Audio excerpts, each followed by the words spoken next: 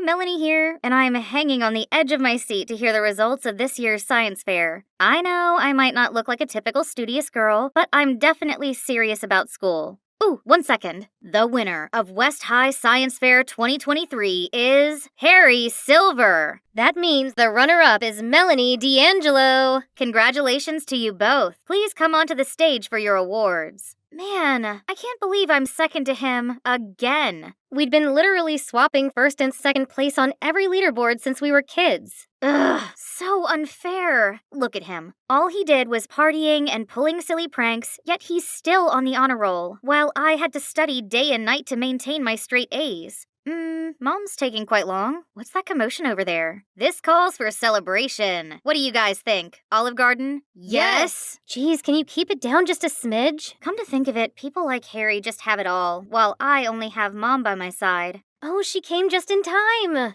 Dad left us for another woman a while ago, so my mom had been struggling every day being a single mom. She must be really sad and lonely, so I'd never mention Dad anymore. Poor her. The more I felt for Mom, the angrier I was at Dad. Only my bestie, Izzy, knew about this, 'cause, you know, it's hard to open up when you're from a broken home. Luckily, there's one thing in this world that could raise my spirits, as well as my heartbeat, in these dark, gloomy days. My dreamy crush, Cameron. Last year of middle school was coming to an end, so I gotta make a move with Cameron fast. The problem was, every time I got close to him, that party pooper appeared out of nowhere to make fun of me. He kept calling me melanin, 'cause that's what you lack, and bothered me nonstop. We had never gotten along, but seriously? What's wrong with him lately? He picked on me way too much, and why only me? I can't believe everyone thinks he's a model student. To me, Harry's no more than the most annoying bug.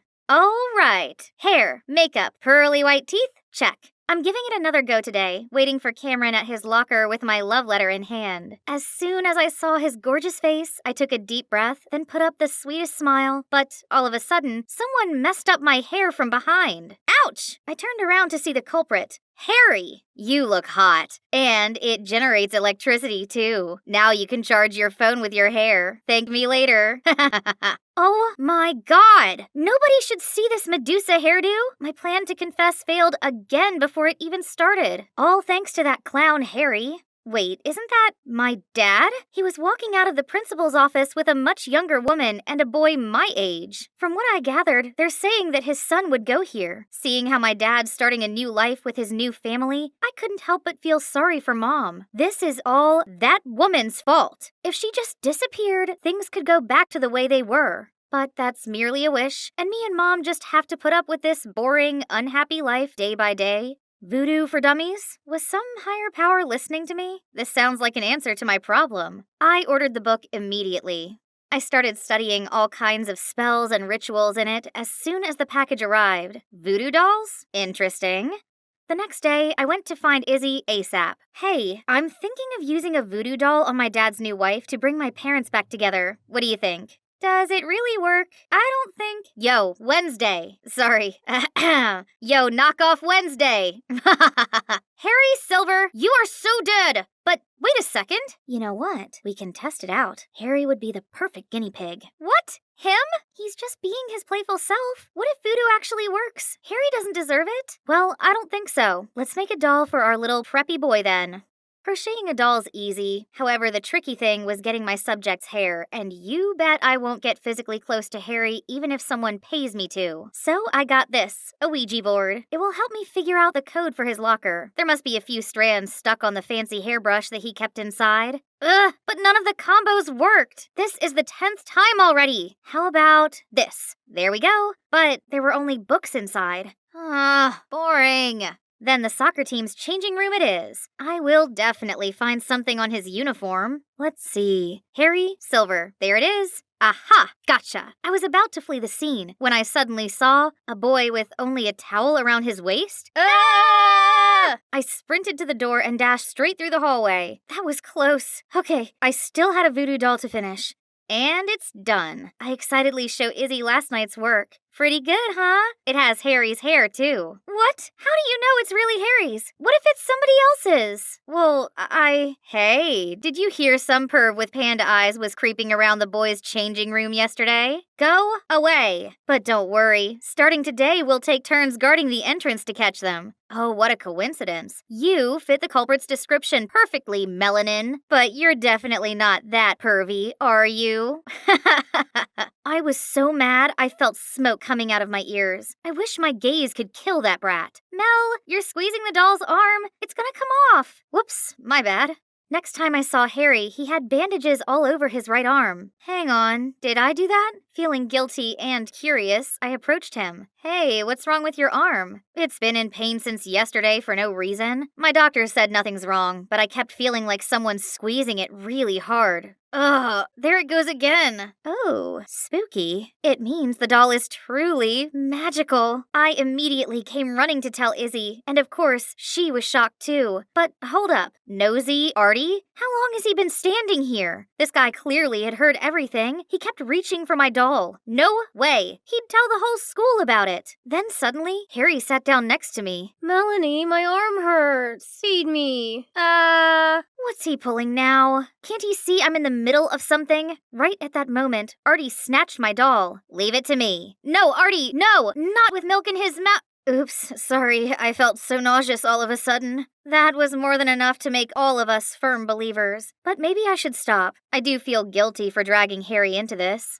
That afternoon, when I was about to throw the doll in the trash can, I saw Cameron walk towards me. Did Christmas come early? Hey, I was wondering if you're... Yes, I've been waiting so long for this day. An occultist? What? I mean, Artie was going off about a voodoo doll of yours, so I thought you might know a thing or two about love spells. But if that's not true, I'm sorry. What do you need a love spell for? Then he revealed he wanted to put a spell on his crush, Regina. So all this time, I had no chance with him at all? But hey, a love spell sounds like a brilliant idea. It could ensure my parents' reunion too. Sure thing, but I'll need your hair as well as Regina's. Also, some of your personal items for the spell to work. Obviously, I'll use his stuff, but in a love spell for me. And you know what I gave him? It's all junk with some of my poodle's fur. A few days later, I found a gift box in my locker from Cameron. My spell worked! I'm about to have a boyfriend and reunite my family. But before I could carry out that long-awaited plan, Artie came to me with a difficult request, making a voodoo doll of Brad, some transfer student who already established himself as a vicious tough guy. That sounds dangerous, and I already promised myself not to use voodoo anymore. Don't believe me? See for yourself. Then, I followed him and witnessed another student being picked on by a much bigger guy. Hey, isn't he Dad's stepson? Okay, this Brad guy deserves it. So I agreed to help Artie. The next day, I approached Brad after class where he usually messed with other students. I managed to sneak up behind him and get one strand of hair. Oh no, busted! I quickly put the hair in the doll. This better work. Come on! Why isn't it working? And why now? Pesky little thing. Stop! I know those voices. Thank goodness. Touch her and you'll regret it. Yeah, we'll call the police. Brad just scoffed and left. Phew, what are you both doing here? And Harry, I thought your arm hurt. Then Harry and Izzy finally told me that voodoo had never been effective. Izzy knew that Harry only picked on me because he liked me.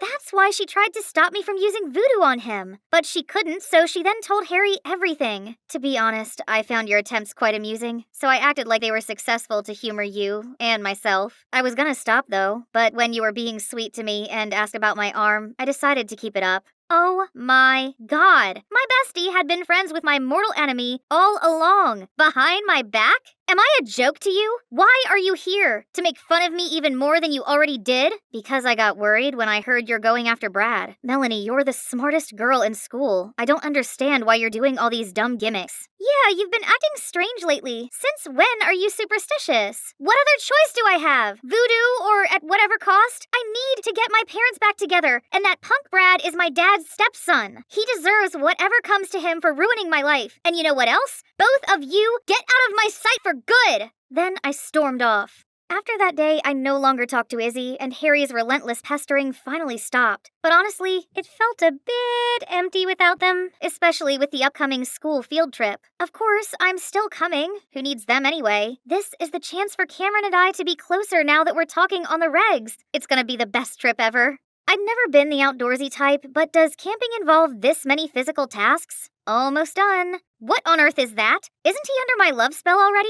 I mean, he even gave me a present. I was still in shock when Cameron came over to help with the tent. Thank you. No need to. I can't thank you enough. That spell of yours worked wonders. What does he mean by that? Then, out of nowhere, Izzy tapped on my shoulder. I've tried to tell you. Those two have been flirting for a while now. I guess Cameron just needed your spell as a little spiritual push. That means none of these has ever worked? There's absolutely no hope of bringing my family back? Feeling devastated, I burst into tears and ran off. I was running without looking and bumped into Brad? Melanie, right? Just who I want to see. Or should I say, my dear stepsister. Your mama sent you here. Let go of me and piss off! I wonder how pathetic she had to be to have her husband walk out on her. If this was any other time, I would have fought back. But after all that just happened, I've lost all of my will to do anything now. Out of the blue, I saw someone charge at Brad and land a brutal blow on his face. I said I'd make you regret touching her. I had to stop Harry before he messed Brad's face up beyond recognition. It's time we got out of here. Why did you come help me after everything I said? I'm kinda used to your coldness. Besides, my love language is following you around and teasing you until you notice or get mad at me. Silly. I know. On a different note, I thought you knew that voodoo was useless. Yeah, so I thought of a love spell to get my parents back together. Then my family will be whole and happy again. But I know it now. There's no such thing as magic. Why not? Magic is alive and well inside you, and it is called forgiving. It cannot punish those who hurt you and your loved ones, but it can help you let go of your pains and sufferings. What are you trying to say? I mean, no magic can make your dad come back, but someday the pain he caused you won't ache anymore. Eventually, your mom and you will heal and lead a fulfilling life without him. I never took this goofy guy for the philosophical and mature type, but I guess he's right. I'd been so caught up in my own bitterness that I didn't realize moving on was an option. When my mom picked me up, I decided to finally ask her about my dad. Unexpectedly, Mom told me that of course it was sad at first, but she's actually doing fine these days. Life's supposed to have its ups and downs. As long as we welcome them with open arms, everything will turn out all right in the end. After all, your father will have the life he wants, while we get on with our lives. Turned out I was the only one chasing the past all this time, when what I actually needed was closure. Mom's words were more than enough to put this grieving period behind me. My last year as a middle schooler was quite eventful. Brad was no longer a problem since he got a taste of Harry's fist. Did I mention that we became a trio of best friends? For now, at least. Harry never stopped his shenanigans, but instead of getting annoyed like before, I found him quite adorable and endearing. Oh, just kiss already. Izzy! Hi there, I'm Flora, Portside High School cheerleading captain and beauty pageant queen. My natural beauty and charisma mean that everyone's drawn to me, but hey, I don't make it easy for them. I only allow a select few to get close to me as I can't be seen associating with just anyone. Only my classmate Nina is pretty enough to have the coveted position of my BFF. Birds of a feather flock together, right? My high school life was perfect. But then, in the space of one day, that all changed. The principal, Mrs. Harrington, told me that due to my cheerleading abilities, I'd won a scholarship to the ACL Academy, a boarding school for the athletically gifted, and I was leaving today! Huh? This made no sense! I mean, I don't even do sports! I rushed straight home to discuss it with my mom and found her sitting on the couch surrounded by a load of shopping bags.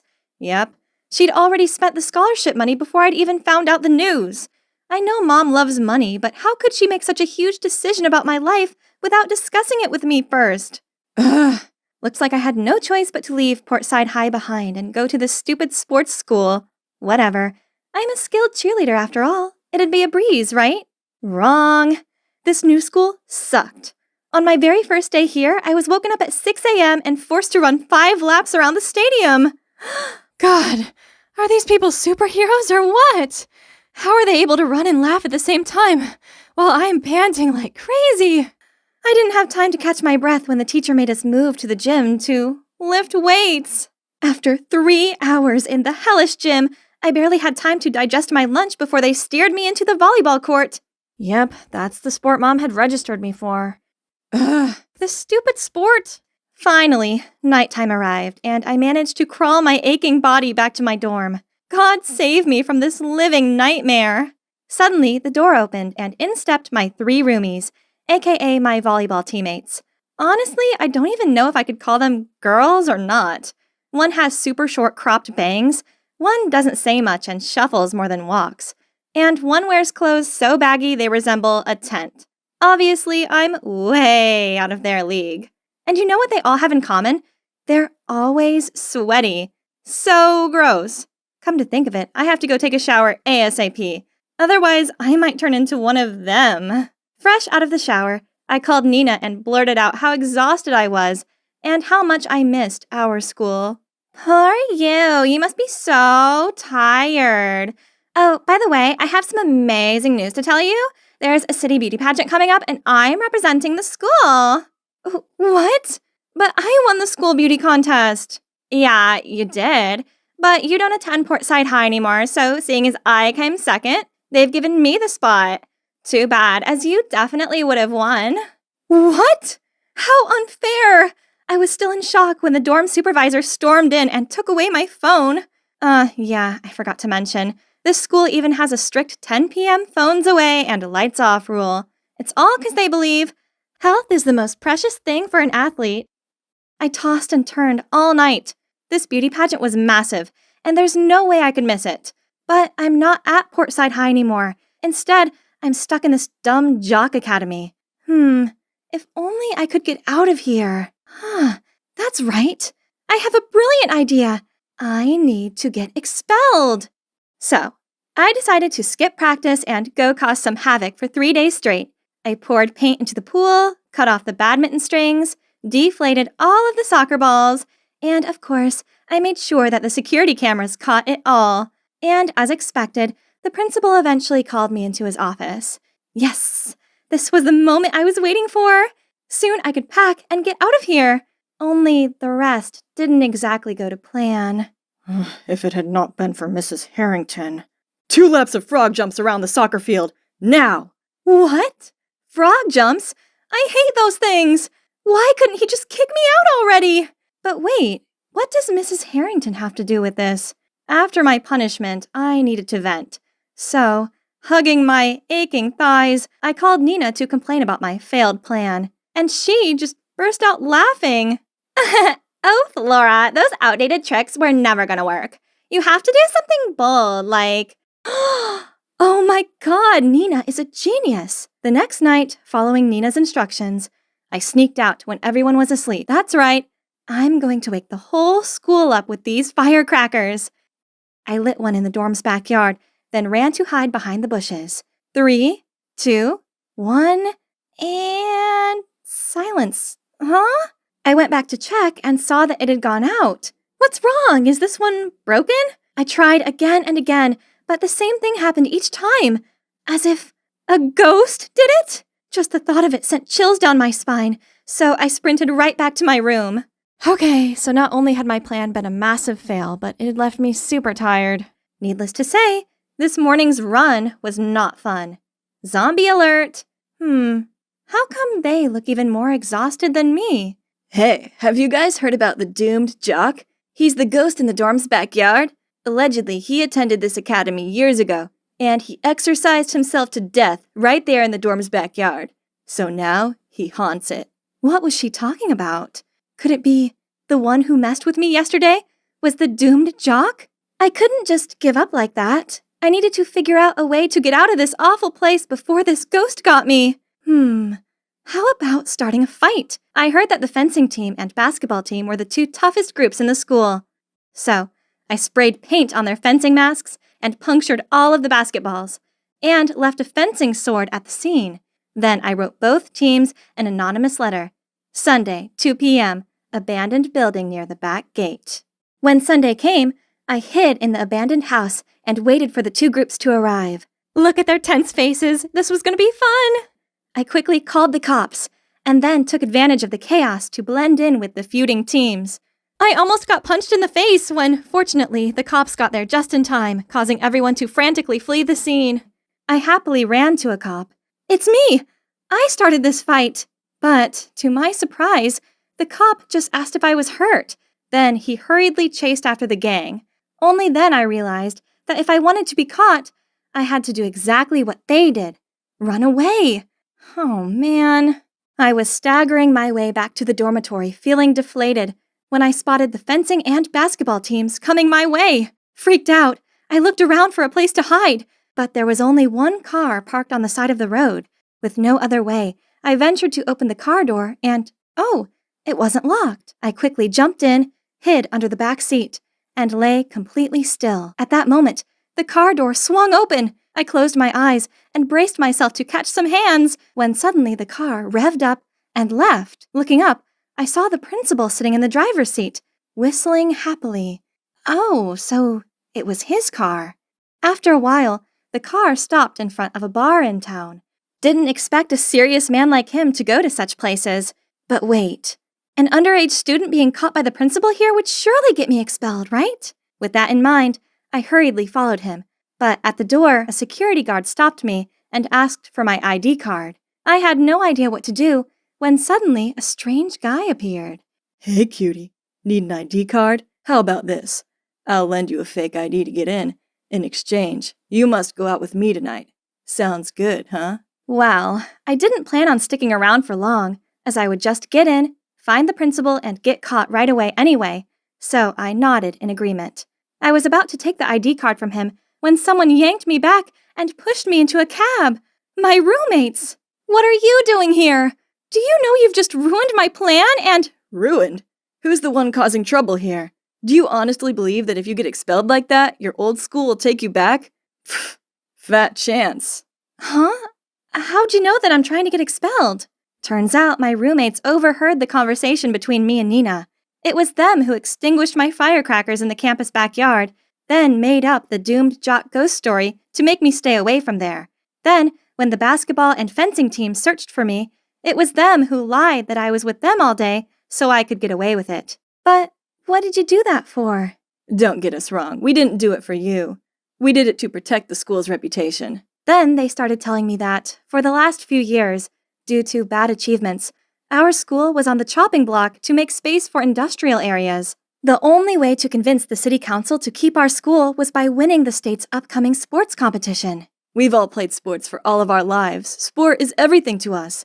If our school closes, we don't know where we'd go. That's why when we saw you being lazy and messing about, we couldn't just sit back and watch. Oh, I had no idea about this. Suddenly, I felt so guilty. I mean, of course I don't want to ruin their futures. I then also opened up to them and told them all about the beauty pageant. They insisted there must be a way to join the pageant without returning to my old school. So they searched around on Google, and guess what? Turns out the pageant accepts free candidates too, which means no school registration needed. What else could I wish for? I immediately signed up for it, and as a thank you to my new friends, I started making an effort at playing volleyball. I'm a tall girl, so my training position is a right side hitter. And you know what? There is this satisfaction whenever I was able to block a ball. Not gonna lie, this is much more interesting than I thought. That weekend, I went to the city to pick out some dresses for the beauty contest. I found myself immersed in racks of gorgeous gowns when a familiar voice startled me. How about this one, Mom? Stunning, sweetie. You're the most beautiful girl in this world. I don't know what possessed them to pick Flora over you. But no need to worry this time, as I have sent her far away. Yeah, that's where she belongs. I'll show them who's the true beauty queen now. What? No way! My old school principal is Nina's mom? And transferring me to the sports academy was part of her plan, just so her daughter could go to the pageant? I was fuming, so as soon as Mrs. Harrington went outside to take a call, I walked straight over to confront Nina. I can't believe you're like that.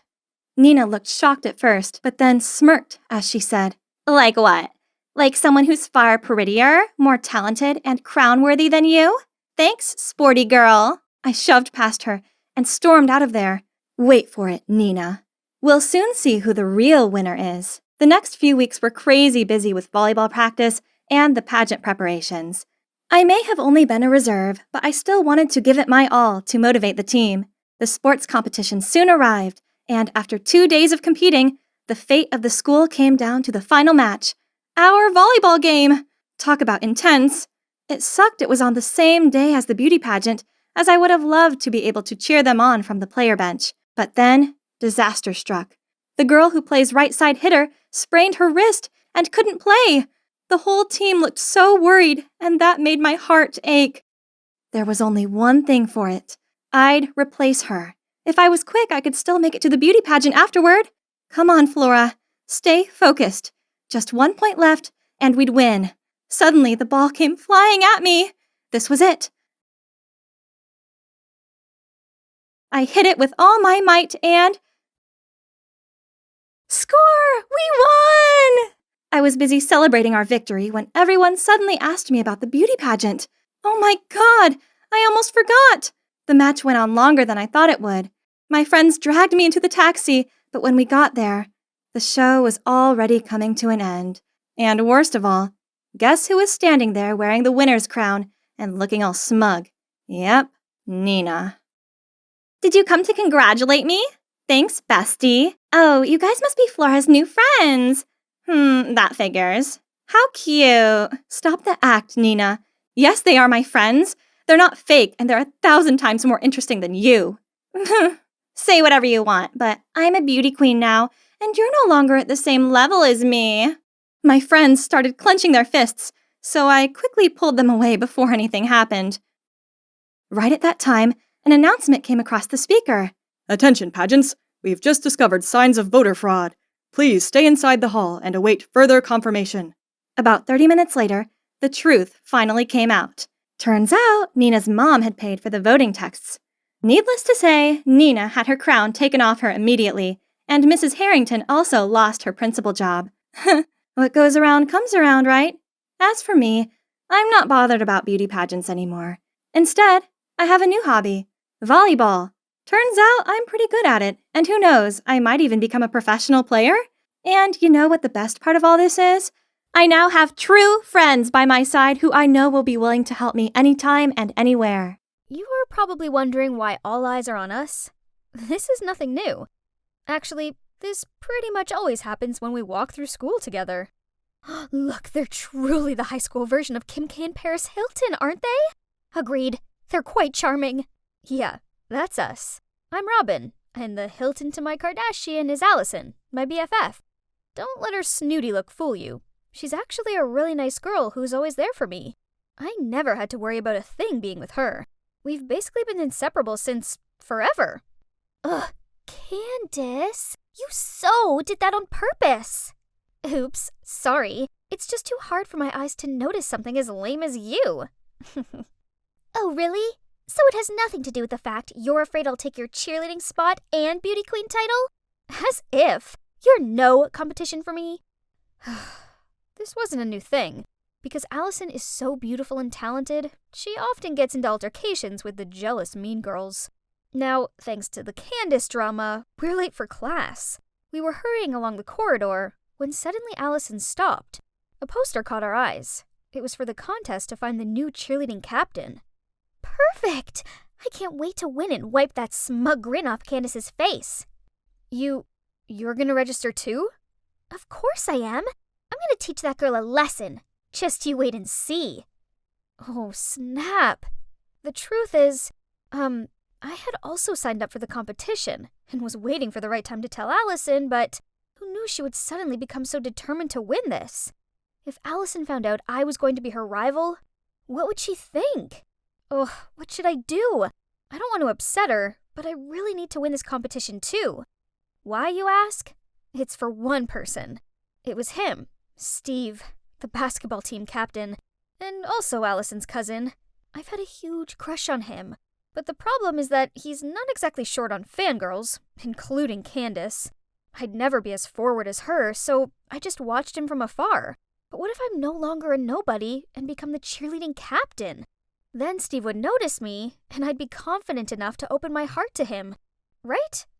But things were way too difficult when I have to face up to not only Candace, the resident mean girl, but also Allison, my BFF. Great! It's true what they say. Putting something off will definitely come to bite you eventually. As I was having lunch with Allison in the cafeteria, Candace and her friends stopped in front of our table. So, you think you can compete with us? Go on then. Eat up and grow strong, little girl. If you have a problem with me, then deal with me. Leave my friend alone. Okay, princess. Not everything is about you. I'm talking to her. Oh, wait. Look at this lost puppy. Hasn't Robin right here told you that she's also competing for the cheerleading captain position? Then Candace and her friends left, leaving me to face Allison's surprise and anger.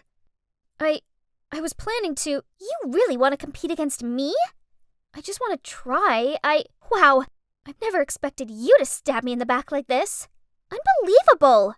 Then she stormed off, leaving me there feeling dumbfounded, staring at my ruined lunch. I know I should have told her in the first place, but her reaction was way worse than I expected. For the rest of that day, I couldn't find her anywhere. Not at school, not at her house. So before going to bed, I texted her, saying how sorry I was, and that I also had my side of the story, which I would tell her all about, but only after the contest. This was just a little misunderstanding. My awesome Allison would forgive me by the break of dawn, right? But nope. After that, Allison started treating me like I was invisible. No matter how hard I tried to talk to her, she wouldn't listen and just said, I don't need any explanation, backstabber. Drop out of the contest, then we'll talk. Drop out? No way! I mean, I really need this. And, hang on, why couldn't I try out? So what? I kept it a secret from her. Was I supposed to tell her every single thing that I did? It was so upsetting to see us falling apart like this, but I had to sort out my priorities too. So as heartbreaking as it was, I had to put aside this temporarily broken friendship to strive for the biggest goal right now, the captain title. I poured all my focus into cheer practice and often stayed late so I could hone my skills. All my hard work paid off when the teacher complimented my technique. Meanwhile, Allison only received negative feedback. I turned to give her an encouraging smile, but she gave me a hateful look back. Did she think I was the cause of her poor form or what? I was about to leave when Allison walked in. I said hi, but she just ignored me. Seeing that, Candace didn't miss her chance to mock us. Being betrayed by your best friend must suck. Oh dear, if it was me, I wouldn't be able to go to school. Allison angrily slammed the locker door shut and walked straight out of there, while Candace and her friends were laughing. Ugh, they were the worst. The day of the competition finally came and I was so nervous. But hang on, I couldn't spot Allison anywhere. I was trying to look for her when I heard my name over the loudspeaker. It's my turn already. I was backstage on standby when suddenly I heard someone talking about Allison having an accident and not being able to attend the competition. Oh my god, Allison. Is she okay? But before I could run over to ask them more questions, I was pushed out to the stage. The music was already playing, but I felt too overwhelmed and anxious to start. Sensing my nerves, the whole stand gave me a round of applause to cheer me on. I looked down at the audience and took a deep breath, tried to concentrate, and started my performance. As soon as the music ended, the whole room burst into endless applause. The judges nodded and smiled at me. I was too worried about Allison to celebrate, so right after my performance, I rushed over to her house to check. But she didn't welcome me at all. How dare you show your face here? Not after what you did! What do you mean? I heard that you fell, so I rushed here right after the competition. Stop the act. I know you snuck up behind me and pushed me yesterday. Thanks to you, I had to quit the contest. What is she saying? Allison disappeared off upstairs. I rushed over to help her, but she pushed me over. Go away! We're not friends anymore. I was so upset that I burst into tears, and when I got up from the ground, I saw Steve standing at the bottom of the stairs. Did he see it all? I was so embarrassed that I fled as quickly as possible. And things didn't stop getting worse. I've never been so scared to go to school before in my life. It's all thanks to the school forum post accusing me of pushing Allison. Now my voting rank has dropped, and kids I don't even know are giving me dirty looks. Suddenly Steve came up from nowhere and started talking to me. Allison hasn't been in a right mood recently. I'm sorry on her behalf. This was not a dream, right? Steve had never bothered with me before, so why now? For you, this is a lucky pouch containing feng shui gemstones. If you wish for something, confess to the pouch a sin of yours, and the wish will come true. It's proportional to each other. The bigger the sin, the grander the wish. But use it carefully, as either opened or overused, it will weaken its energy. I watched as Steve turned his back and left. This was such a sweet thing for him to do, especially as everyone else was treating me like I was a walking plague cloud or something. But did this pouch really have magic powers? I guess there's only one way to find out, right? I call upon the magical powers of this pouch to confess that I purposely hid the flashy dress Mom bought me, then lied that I'd lost it so I wouldn't have to wear it. I'm so sorry. I wish I'll get a good grade for my chemistry test tomorrow so she'll be happy. After making the wish, I carefully put it in my backpack, hoping tomorrow during the test it would work. But no, the last question was pretty much impossible. I sighed, thinking the A was about to slip out of my hand, when suddenly Kevin, the smartest guy in class, threw me a piece of paper when the teacher didn't notice. I stealthily opened it. Whoa! It was the answer to that one question I had left. I quickly filled in my paper without thinking any further. A few days after, I got my test results, and I couldn't believe my eyes when I saw an A in front of me. It must be the powers of the magic pouch, as normally Kevin didn't even talk to me. Fascinating. And so, I made a few more wishes, and they all came true. Once I even confessed that I accidentally spilled water and damaged my computer, and wished Mom would buy me a new one. Unbelievably, 2 days later, Mom bought me a MacBook and said it was an early birthday present. This pouch was a miracle, so it was time I used it for my most important wish. I call upon the magical powers of this pouch to confess that I kept this secret from Allison and practiced every night, then signed up for the cheerleader competition. I want to win just because I long for Steve's attention and to gain the confidence to confess to him. Please help her recover quickly, and for us to make up and be as close as ever. After wishing, I breathed a sigh of relief. It felt good to finally get this all off my chest. The next day after school, I was pretending to be walking past the basketball court as usual when Steve called me over and handed me a bottle of juice. Looks like the pouch really exerts its power. Actually, Robin, there's no magic. I just snuck a MIDI recorder in that pouch to figure out if you were the one to mess with Allison. I'm sorry. What? In that lucky pouch is a mini recorder? So it also means he heard everything, including my love confession? I blushed cherry red and didn't know how to react, when he suddenly sighed. Hey, do you suspect anyone? I still want to find out who the culprit is. Candace? She has a grudge against Allison. Candace. Then I have a way. See you around. Since I found out that Steve knew I liked him, I've been wondering why he didn't give me a reaction back. Maybe his silence is rejection? As soon as I entered the cafeteria, I saw the crowd rushing around. Oh my god. It's Steve and Candace with linked arms.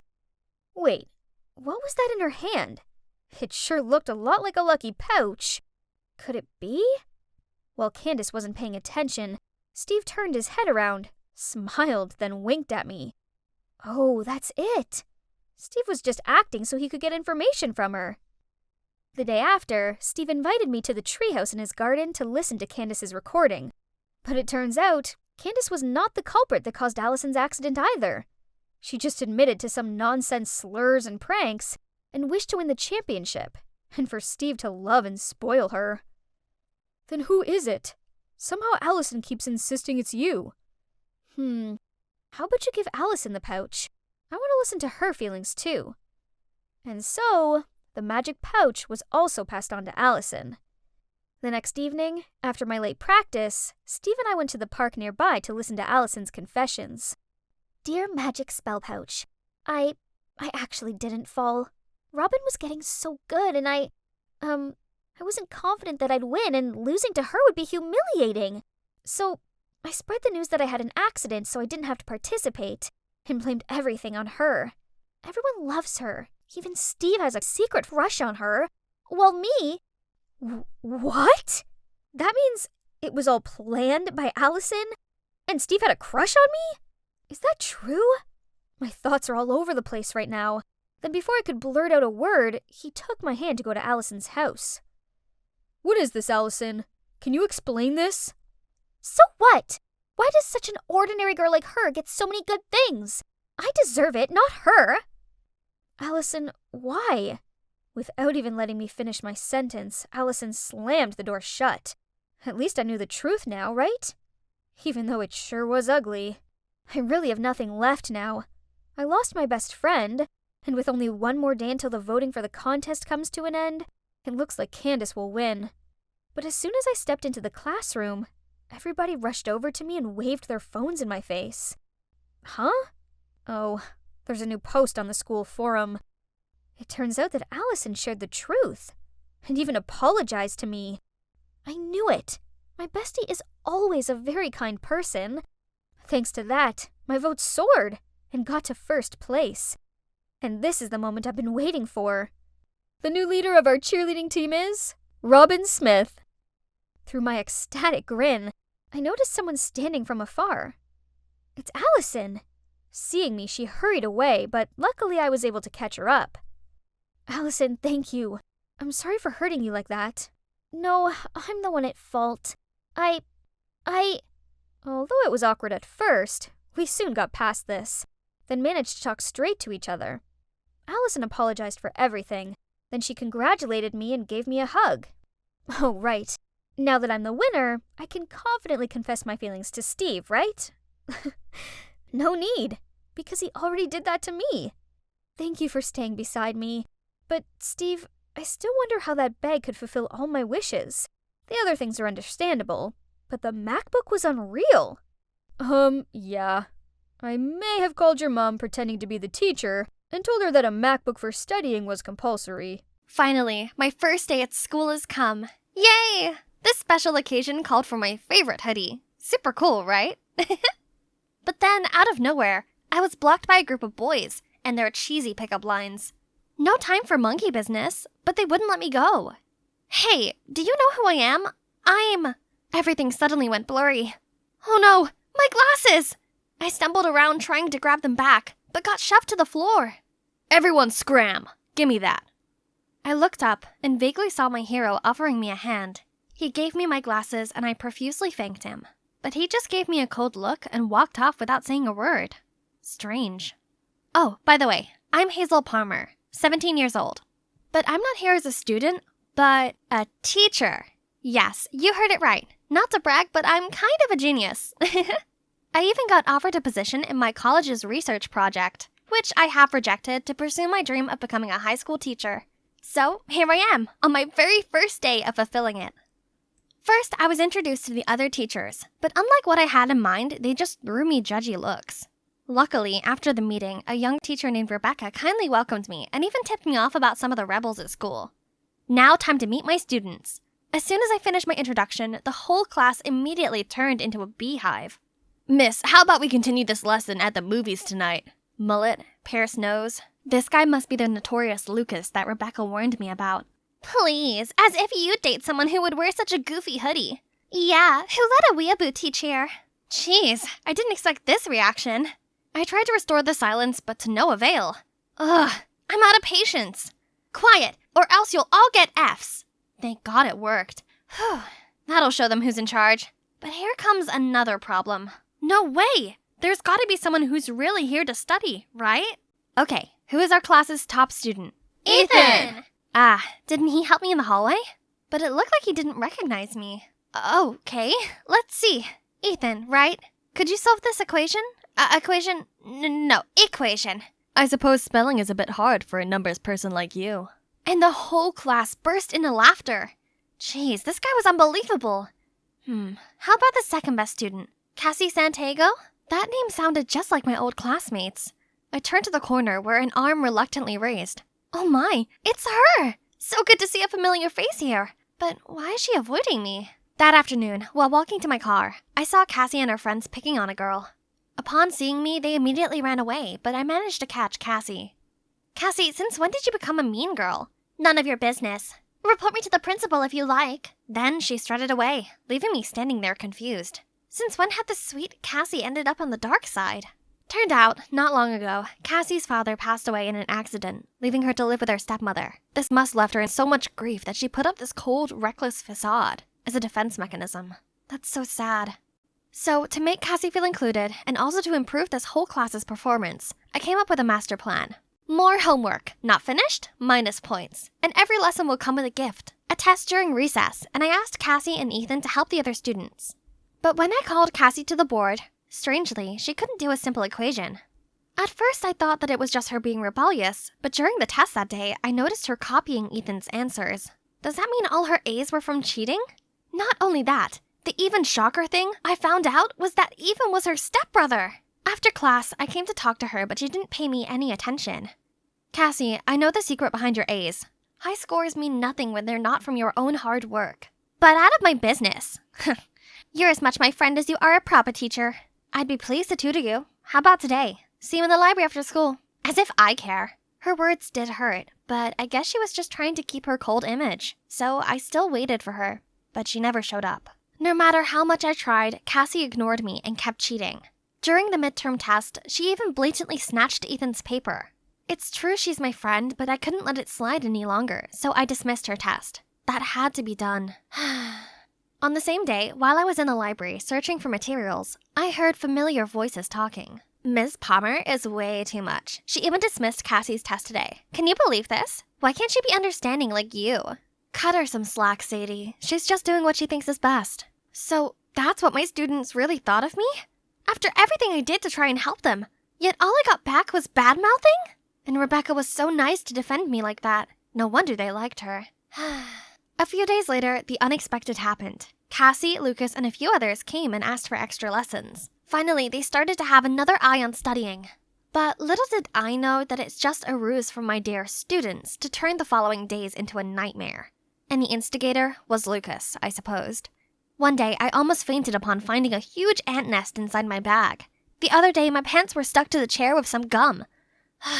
Fortunately, Ethan always showed up in time to help me. He's such a riddle. Unlike before, not only did he try to defend me in class, but he also helped me carry my textbooks. But I didn't expect him to care that much. One time, I saw him at the car wash where I worked part-time. I quickly hid behind a car, but Ethan just kept walking towards my wash box. I'm here to see you, so no need to hide. Let me give you a hand. After my shift, Ethan took me home. We talked a lot, and I felt comfortable enough to tell him about my mom's health condition, and how I took this part-time job to cover her hospital fee. This side of him was far different from the normal, and it was heartwarming. Suddenly, we noticed an elderly lady who seemed lost, so we offered to take her home. And guess what? She's the grandma of the notorious Lucas. I was truly surprised by how much of a rebel like Lucas cared for his Nana. I could tell he really loved her a lot.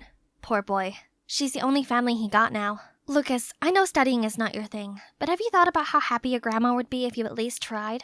Since then, Lucas stopped causing me any mischief, and so did the other students. Now they could even do simple math themselves. Baby steps. Seeing my effort finally bore fruit, I set up a parent meeting to report students' progress. Halfway through my presentation, a photo of me cosplaying as Sailor Moon popped up on the screen. Oh my god, why is it here? How dare you let this childish thing teach my kids? Then she stormed off, followed by everyone else. I thought I finally had my students on my side. Turns out I never did. Then came the last straw, my mom's medical test results. I couldn't help but cry, letting all my bottled up emotions out. Then, suddenly, a hand laid on my shoulder. What's wrong? My mom's health turned worse, and she needs an urgent operation. I'm sorry to hear that. It's all gonna be okay. Be strong, Miss Palmer. I appreciated him comforting me, and when I felt a bit better, we decided to leave. But the door was locked from the outside. It must have been a prank from my students. Again! We tried banging the door and screaming for help, but eventually gave up and waited for someone to come. This quiet atmosphere sure does have a way of making people open up, and I got to know about Ethan.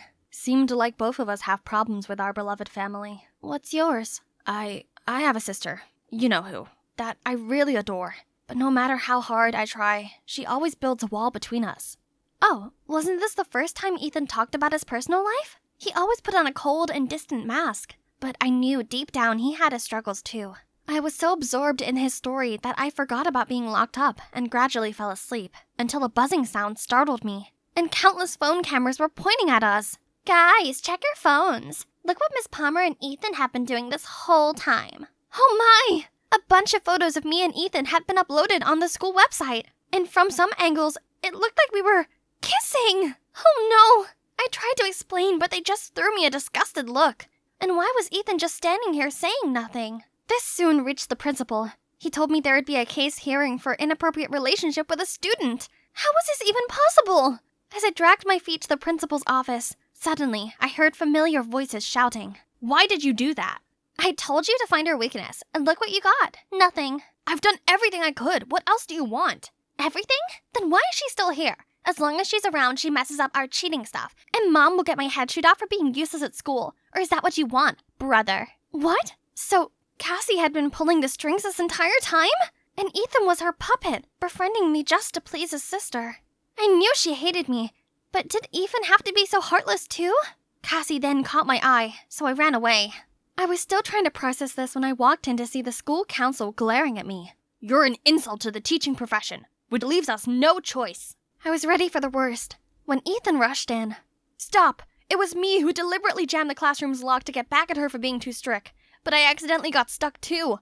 There's nothing going on between us. And so, I was cleared of all charges, and Ethan ended up in a week-long suspension. Why did he do that after all? After such a long trial, I drove around town to blow off some steam, then saw Cassie fighting with a security guard. I found out that Cassie stole a bracelet and was refusing to call her parents. The guard said he'd have to call the cops, so I came forward as her teacher to bail her out. Cassie asked me why I helped her, but I didn't bother explaining myself and just left. Since that day, Cassie didn't attend the extra classes. After his suspension, Ethan returned with his offhand attitude. No time to worry about those two. My mission now was to prepare my students for the upcoming finals and regain my prestige. Luckily, they started to take studying seriously and invested a lot in these tests. One day, when I walked into class, some students even asked me to help solve advanced exercises. 2 weeks later, when the results came, my excited students all rushed over to me. Miss Palmer, thanks to you, the questions were the same as the ones you showed us the other day, so it only took us a blink to finish. What are they talking about? Before I could understand, the principal summoned me to his office. As I entered, he angrily showed me the math sheet that I was allegedly teaching in the extra class. What kind of work ethic allows leaking exam questions, Miss Palmer? Leak the test? Me? No, please. No more excuses. You're fired. No. They can't punish me for something I didn't do. Someone must have framed me. I asked my students where they got that piece of paper, and they said it was already on the table when they came to class. So Cassie and Ethan must have been behind this. Good job, Ethan, for putting up their remorse act just to set up a bigger plan to humiliate me. Okay then, they won. Unemployed and desperate, with hospital bills to cover, I had to work full-time at the car wash, as well as taking night shifts at 7-Eleven. But besides the measly wages was a bonus of rotten eggs and tomatoes, scornful looks, and snarky comments saying I didn't deserve the teacher title. The scandal truly turned my life upside down. Then, when I was at the hospital with my mom, suddenly Ethan rushed in and said he would clear my name. Clear my name? Wasn't he the one who put dirt on me? What was he playing this time? With nothing to lose, I reluctantly went with him.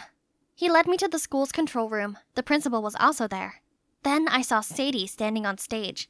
Ethan said it was her who discreetly put the math sheet on the table. What? But, Rebecca? I distributed the test like you said, but I'm scared. What if someone finds out? Don't worry, now that Miss Palmer's fired, who else can dig this up? I'm only taking back my position as the beloved teacher who can take cover for y'all. No, I have to tell the principal everything. Who would believe you? I would. Furious, I rushed over to the stage and confronted her. Rebecca, I thought you were my friend.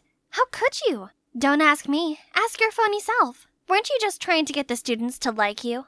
What nonsense was she saying? I'm just doing my part of being a good teacher. How could she be so selfish and cruel? Out of jealousy? Miss Palmer earned her students' respect with her pure heart. Look at you. The so-called love you have comes from buttering them up with all your lies. That's why they turn stubborn and make light of studying. I never knew you were that kind of person. How could you call yourself a teacher? The principal couldn't hide his rage, fired Rebecca, then apologized to me and offered me my job back. But after all these troubles, this school had completely drained me. I couldn't take it anymore, so I refused. As I was wiping away my tears, Ethan came to my side. Miss Palmer, I'm sorry for everything I did. I just tried to please Cassie, but now I know I was only hurting you. I've already known about that. I was about to leave when a group of students led by Cassie approached us. Then Ethan told me it was Cassie who helped him with the plan to bait Rebecca into admitting her actions. Sorry for all the horrible things I did to you. Please stay. We've learned a lot since you moved here. Please don't leave us. Such a crazy term. I ended up staying. I mean, this is my dream job after all, and I'm not one to give up that easily. I also talked to Cassie's stepmom about her studying. Turns out she didn't realize her strict approach was causing a rift between them all. Cassie, Ethan, and their mom had a talk, and now they seem to understand each other better. I was so happy for them, and we became friends after that. Time flies, and now my students, or my friends to be correct, graduated, and would soon fly off to pursue their own dreams. Suddenly, Ethan dragged me to a corner. So from now on, we're no longer teacher and student, right? I guess, but could you still teach me? Teach me how to love you. I'm still waiting for the day my mom says, "It's all fake. We're millionaires. This was just to teach you to be humble." But I know that'll never happen. And I'm still humble, but humble as in humble background. Hi, I'm Addison from Colorado. Ever since my dad passed away when I was 7, we've been broke. And Mom got irked whenever I asked her for money. So going to this kind of expensive summer camp seems pretty far-fetched to me. Suddenly, somebody snatched the flyer out of my hands. It's Katie and Candace, the resident mean girls. Girls, are you ready for the trip yet? New hair, new nails, new clothes, all checked. What about you, Addie the baddie? Oops, sorry. We forgot that a poor loser like you could never afford to join in.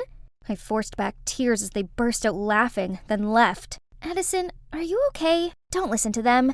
I can help. Stay away from me, Layla. Rich kids like you would never understand. I flicked her hand away and ran off. Let's see.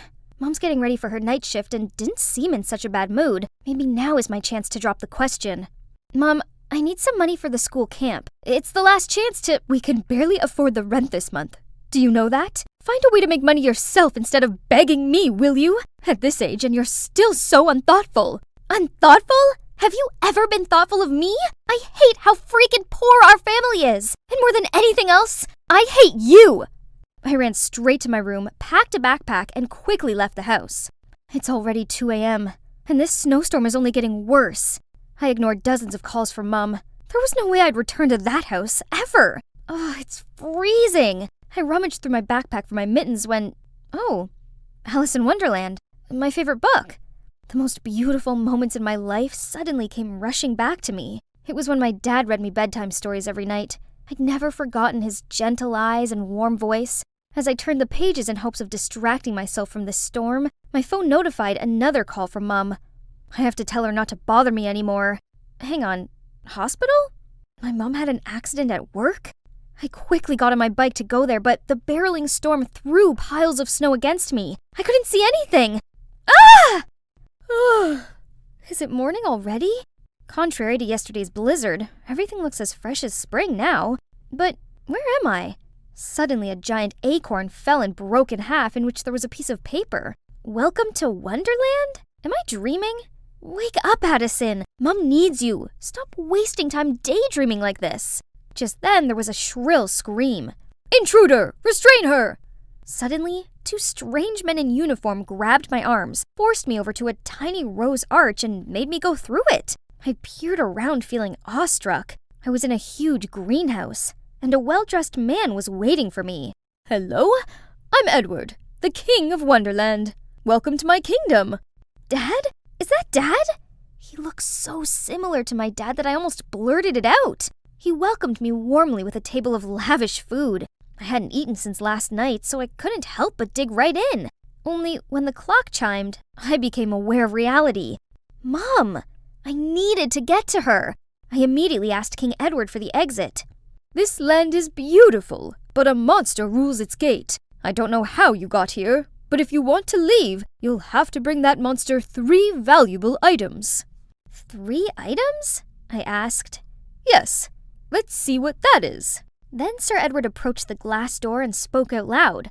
Mirror, mirror on the wall, who is the most handsome of them all? Your Highness, you are the most handsome, the most elegant. We wish to be as perfect as you are. Yeah, if I was you, I'd wanna be me too. Now tell me, in order for Addison to leave here, what are the required items? To escape this land, she must acquire 1 fair lock of Rapunzel's hair, the scarf of Red Riding Hood, and Aladdin's magic lamp. Complete this quest before the clock strikes midnight, or be stuck in this world for an eternity. What? Are you serious? Where am I meant to find those things? Don't worry, I'll send Arthur, my close bodyguard, to accompany you.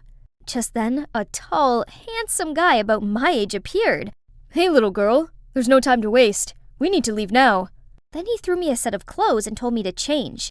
After that, we went through the same gate as before, only this time it no longer led to a red rose garden, but an underground sewer system. Ew, what are we doing down here? It stinks! Arthur didn't say a word and quickly found a staircase leading above ground. I immediately followed him, and there was a busy street right in front of me. I noticed that everyone was looking at something. It was long, blonde hair falling from a skyscraper's penthouse. Huh? Rapunzel lives in the Empire State Building? Ridiculous! We quickly walked over there, but it was guarded very strictly. How can we get in? That's why I told you to wear this. So we easily blended in with the maids and waiters and entered the tower. Wow, I've never set foot in such a luxurious house. Who are you? Startled, I turned around to see Rapunzel in the Grimm's fairy tales, standing right in front of me. But wait, why does this girl look familiar? Layla, is that you? Oh goodness, I knew you were rich, but I didn't expect you to live in such a beautiful house. You know me? I excitedly showed her our class photos. Layla seemed very interested in them, but she couldn't recall anything, and kept asking me to tell her more stories about school. When I was rambling about our friends to her, Arthur turned to me and whispered, "You need to carry on the task now." Oh, it's been 2 hours already. I chose my words carefully to ask her for a lock of hair, and of course, she said yes. But when we were about to leave, she clung on to me. "Please stay here with me. Clothes, shoes, anything here you want, I can give it to you." This one? This one also. All of this luxury stuff will all be mine? Yes, of course! Wake up. Have you forgotten what we came here for? Are you willing to give up on seeing your mother ever again for this? I'm sorry, Layla, but I really have to go. My mom's in danger. Then please take me with you. I can't stay in this hideous house anymore. Come on, you have everything on Earth here. It's like heaven. No, it's hell. All this stuff is just meaningless. What I need is freedom, school, friends, and being able to do what I want. Turns out, after her parents' divorce, her dad did everything to win custody and kept her here just to make money from her gorgeous blonde hair. I miss Mom. I'd rather live in a small, shabby house than this flashy, cold place. I couldn't leave her here. Suddenly, I remembered how Eugene saves Rapunzel in the movie. So after getting Layla's approval, I cut her hair short, and the three of us ran away from this penthouse. We dropped Layla off at school where her mom was already waiting for her. The simplest things like freedom, friends, or someone who truly cares for us are much more valuable than superficial material things. Sadly, I always craved what I didn't have and took what I did have for granted. Let's go. Why are you still standing here? Huh? We have to attend the class too? Ain't no time for this. We gotta find Red Riding Hood. Without a word, Arthur just dragged me away, eventually stopping in front of a girl wearing a scarf on her head. Here she is, the person you need. I waved at her, but she just coldly looked up and asked, "What do you want?" Huh? Red Riding Hood was none other than Katie? I'll get right to the point. I really need your red scarf. Can you... Excuse me? This is Gucci. Do you know how much it costs? It's from even the limited edition. Look at you. You probably don't even have a dime to your name. Yeah, it is true, but I really need this scarf. I'll do anything you want. All right. Hope you don't regret saying that. Right after that, a luxury car came to pick us up. We stopped at an apple farm, which was familiar to me as it was where my mom worked. Well, I want to bake an apple pie for my mom, so pick me a box of apples. Remember, you have to do it alone. Your friend's out. My mom can even pick an average of 12 boxes a day, so one box was just a piece of cake.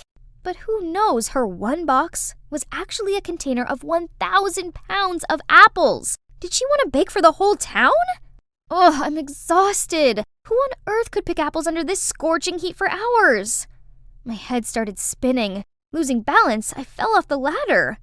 Luckily, Arthur caught me just in time. Still, your mom does this every day. Can you imagine how hard she works to earn food for the family? Maybe that's why my mom is always tired and cranky. Suddenly, I missed her so much.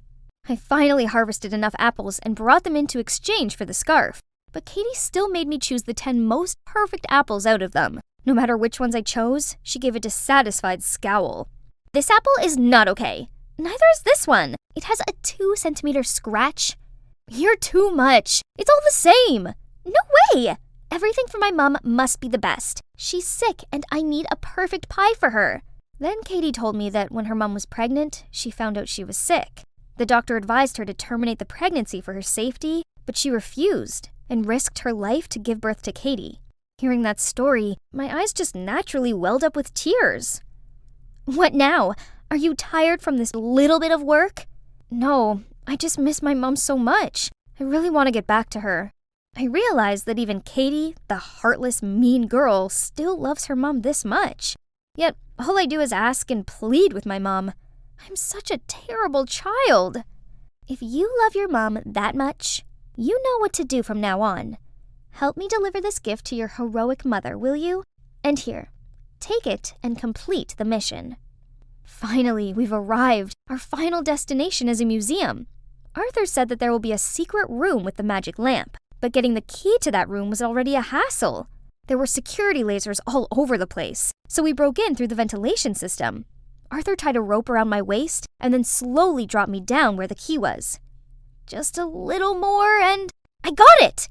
But as soon as I touched the key, a drop of my sweat fell, causing the alarm to go off. The guards rushed in from the door, but fortunately, Arthur pulled me up in time. We got out of the ventilation system, but this place was like a maze. Then Arthur pulled me to hide behind a wall. Little by little, his face was getting closer and closer to mine, and my heart was pounding like crazy. Suddenly, the whole wall behind me moved. Turns out there was a secret staircase leading down to the basement, and it took us no time to find the room. Huh? Where's the magic lamp? Arthur approached the only object in the room. It's a projector.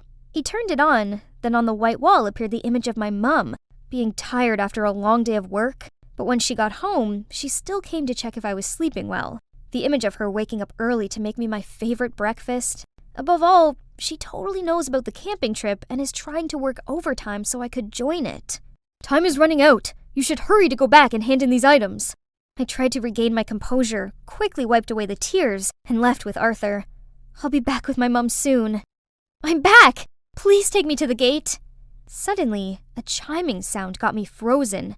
I'm sorry, but time's up.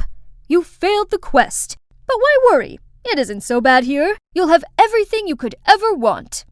At any cost, please lead me to that monster. I don't need anything else. I just want to be with my mom. I've been thoughtless all this time. I can't leave her when she needs me most. Actually, there is no monster here. It is the greed, selfishness, and ingratitude inside of every one of us. But I can see you already defeated your monster and learned the lesson. So, you can go back to your mom now. Huh? Everything was so bright. Where was I? Honey, you're awake. Thank goodness. Someone squeezed my hand. It was Mom. Mom told me how she'd collapsed at work due to overworking. Then she found out I'd fallen off my bike in the snowstorm and knocked myself unconscious. Here you go, sweetie. My mom placed some money in my hand. Now you can go on the camping trip. I'm so sorry for upsetting you, and I promise I will work extra hard so you don't have to go without. I burst into tears and shook my head. I don't need it. I don't want you working overtime and putting your health at risk for me. Having you healthy and by my side is all I need. Mom, please forgive me for everything. As we pulled apart, I noticed someone standing in the doorway. Arthur. Turns out it was Arthur who rescued me in the snowstorm. Thank you so much. You're my knight in shining armor. Anytime. I'm just glad you're okay. I mean it. I wouldn't have completed the tasks without you. Huh? What tasks? Looking into his dreamy eyes, I honestly felt like he'd been sent by my dad to help me learn from my mistakes and be grateful for what I had. Never mind. I'm just glad you're here. Hey, I'm Madison, and I was born into a well-off family. My parents are successful entrepreneurs who always fulfill their dearest daughter's wishes. Beautiful face, supermodel figure, I have both. But unfortunately, I'm not the only one. I have a limelight-hogging twin sister, Olivia. Since elementary school, my sister has won loads of trophies for her singing. Everyone was so spellbound by her that they seemed to completely forget about me. And it didn't help when Mom dressed us the same. Meanwhile, Dad was always like, "Whoa, I can barely tell my two princesses apart. Maddie, if your sister is tied up with her singing, you could help fill in her place in class." Ugh, it's not funny at all. Especially when that kind of came true. Later at 14, when I was still trying to figure out what today's homework was, my sister went and won The Voice Kids. At school, everyone kept giving me gifts and praises just to walk off on me as soon as they realized I wasn't Olivia. Hey, it's not like I intentionally tricked them. Trust me, I'm just as sick and tired of all this as everyone else, so I decided to take action. Ta-da! Did you recognize me? Still Madison here. The one-of-a-kind Madison with pixie hair, smoky eyes, nude lipstick, and this edgy outfit. I look different, right? But... Oh, are you cosplaying Olivia in her upcoming MV? Madison, you're ruining your sister's image. I tried to be different from her, but it couldn't change the fact that I'm the twin sister of a famous singer. There's so many things I wanted to do, but just imagine if I tried out for the cheerleading team or a modeling contest. People would be, look at the tragic Olivia wannabe.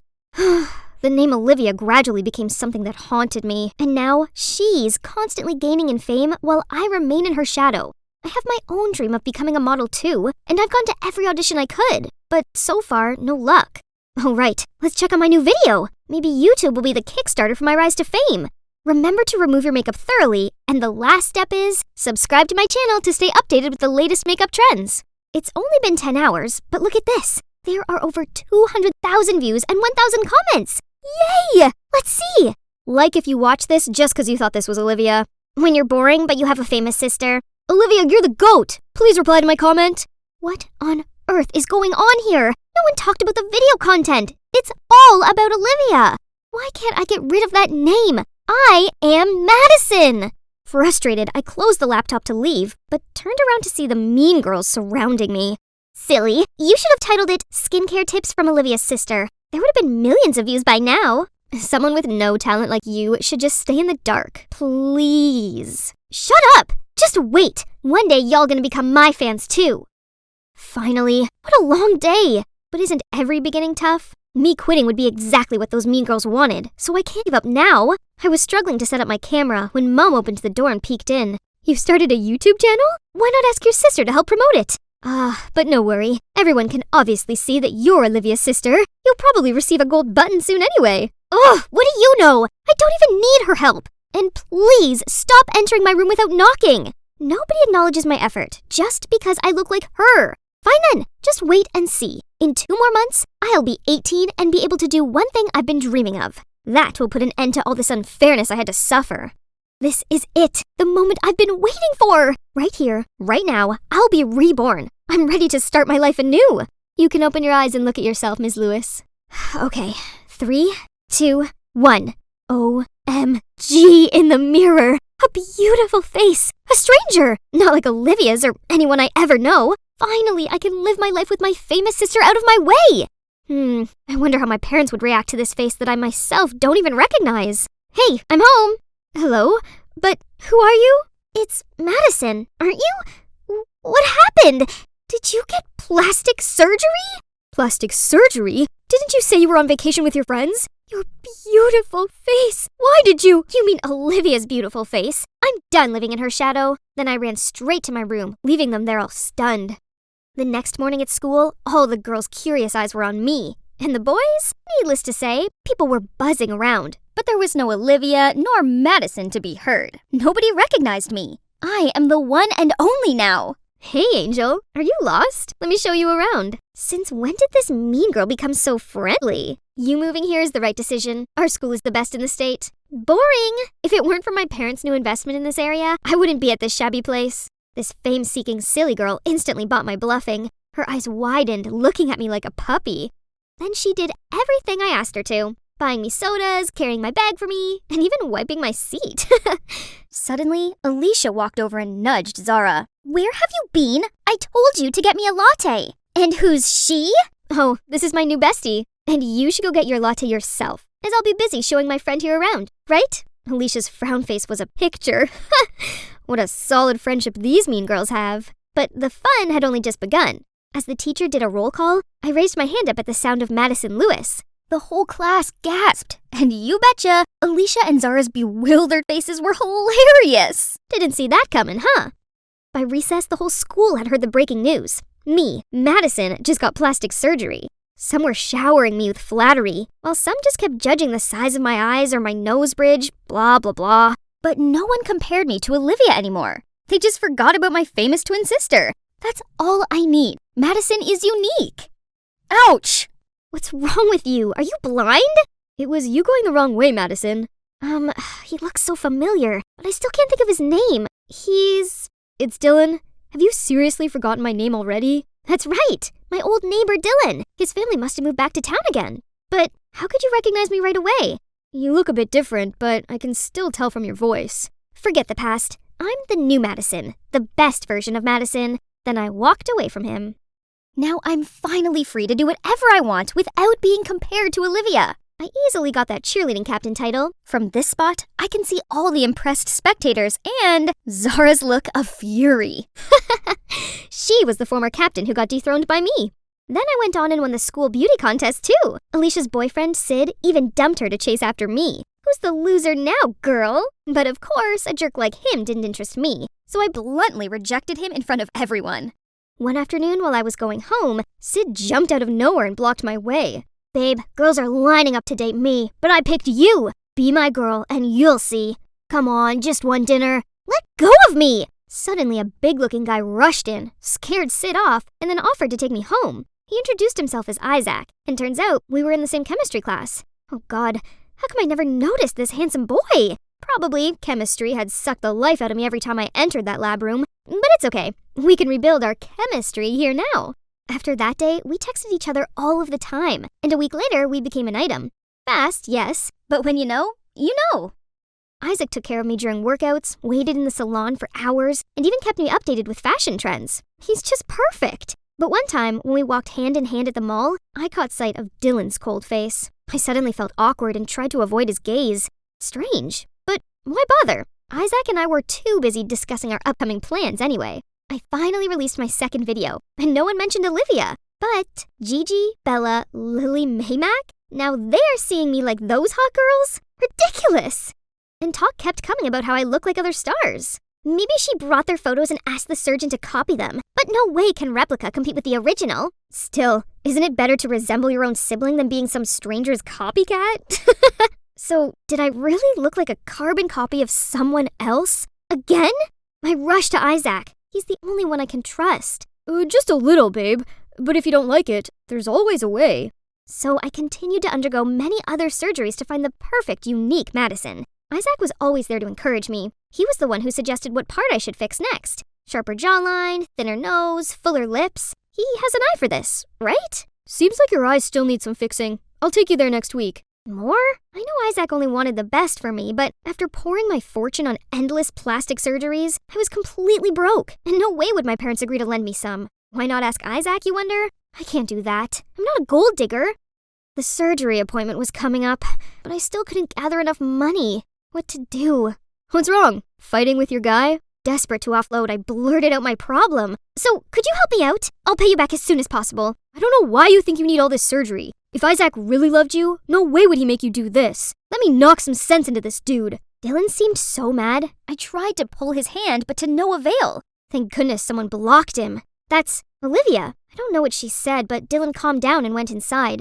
Then Olivia walked towards me. You're already so pretty, Madison. Don't mind what others say. You guys don't know me at all. I'd rather be weirdly ugly than be pretty, but look the same as someone else. I don't want to be a copy of anyone. Then I stormed off immediately. Waking up after a restless night, I was reaching my phone to call Isaac, then saw an envelope of money on the nightstand. Is this from Olivia? Why did she... Never mind. No time to think, else I'm gonna be late for my appointment. Look, my face has healed just in time for my graduation ceremony. Pretty, huh? But I haven't been able to bring myself to be happy at all, as it's been over a month since Isaac ghosted me. After the eye surgery that day, Isaac insisted I have my nose fixed too. I said I needed more time to recover, but he got annoyed and just left. I've been looking forward to this graduation, which is compulsory for everyone, so he won't be able to avoid me anymore. My parents came too, but probably for Olivia, and today's spotlight is definitely hers. Suddenly, the crowd surrounding my sister gravitated to something else. Hang on, Isaac? Oh my God. Standing next to him is a girl who looks exactly like me, and her dress is identical to the one Isaac once gave me. I rushed over to confront him, but he flung me away. Wow, how buzzing! Both the real deal and the knockoff are here. Can you even tell them apart, Isaac? Stop saying nonsense. My princess is the one and only. Hey, you really do look a lot like me. Who are you? So after countless surgeries, I was still a doppelganger? All I want is just to be myself, to be unique. Why is it so hard?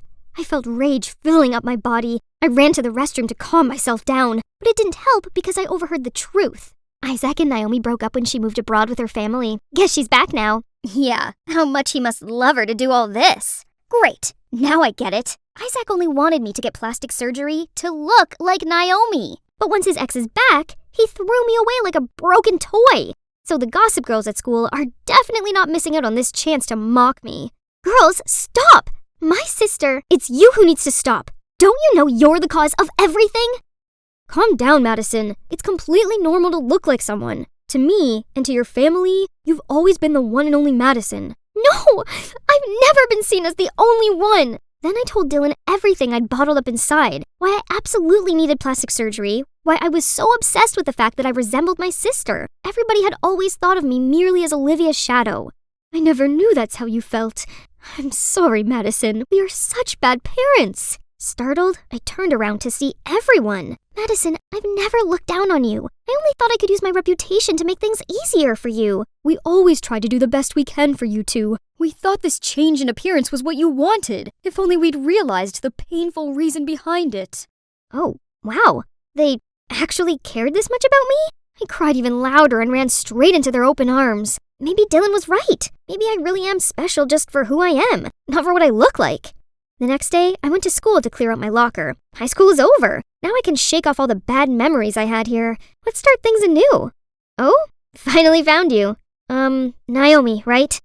I'm so sorry. I didn't mean to copy you. I didn't know. It's all right. I know it wasn't your fault. I swear, I had no idea Isaac was that much of a jerk. I immediately dumped him and exposed him online. How could he think us girls are just replaceable items? He even had the cheek to cry and beg me, but men like him don't ever deserve to be near us. I thought you'd be angry with me. For what? Madison, I'm truly sorry for what you had to go through, but everything has a bright side to it, don't you think? What do you think about having another twin sister? My dream of becoming a star on a runway has finally come true, but the most amazing thing was finding a companion with the same passion as me, who's none other than my new identical twin, Naomi. Bet no one can tell us apart.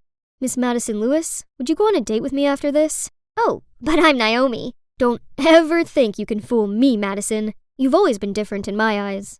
Hi, Melanie here, and I'm hanging on the edge of my seat to hear the results of this year's science fair. I know I might not look like a typical studious girl, but I'm definitely serious about school. Ooh, 1 second. The winner of West High Science Fair 2023 is Harry Silver. That means the runner-up is Melanie D'Angelo. Congratulations to you both. Please come onto the stage for your awards. Man, I can't believe I'm second to him again. We'd been literally swapping first and second place on every leaderboard since we were kids. Ugh, so unfair. Look at him. All he did was partying and pulling silly pranks, yet he's still on the honor roll, while I had to study day and night to maintain my straight A's.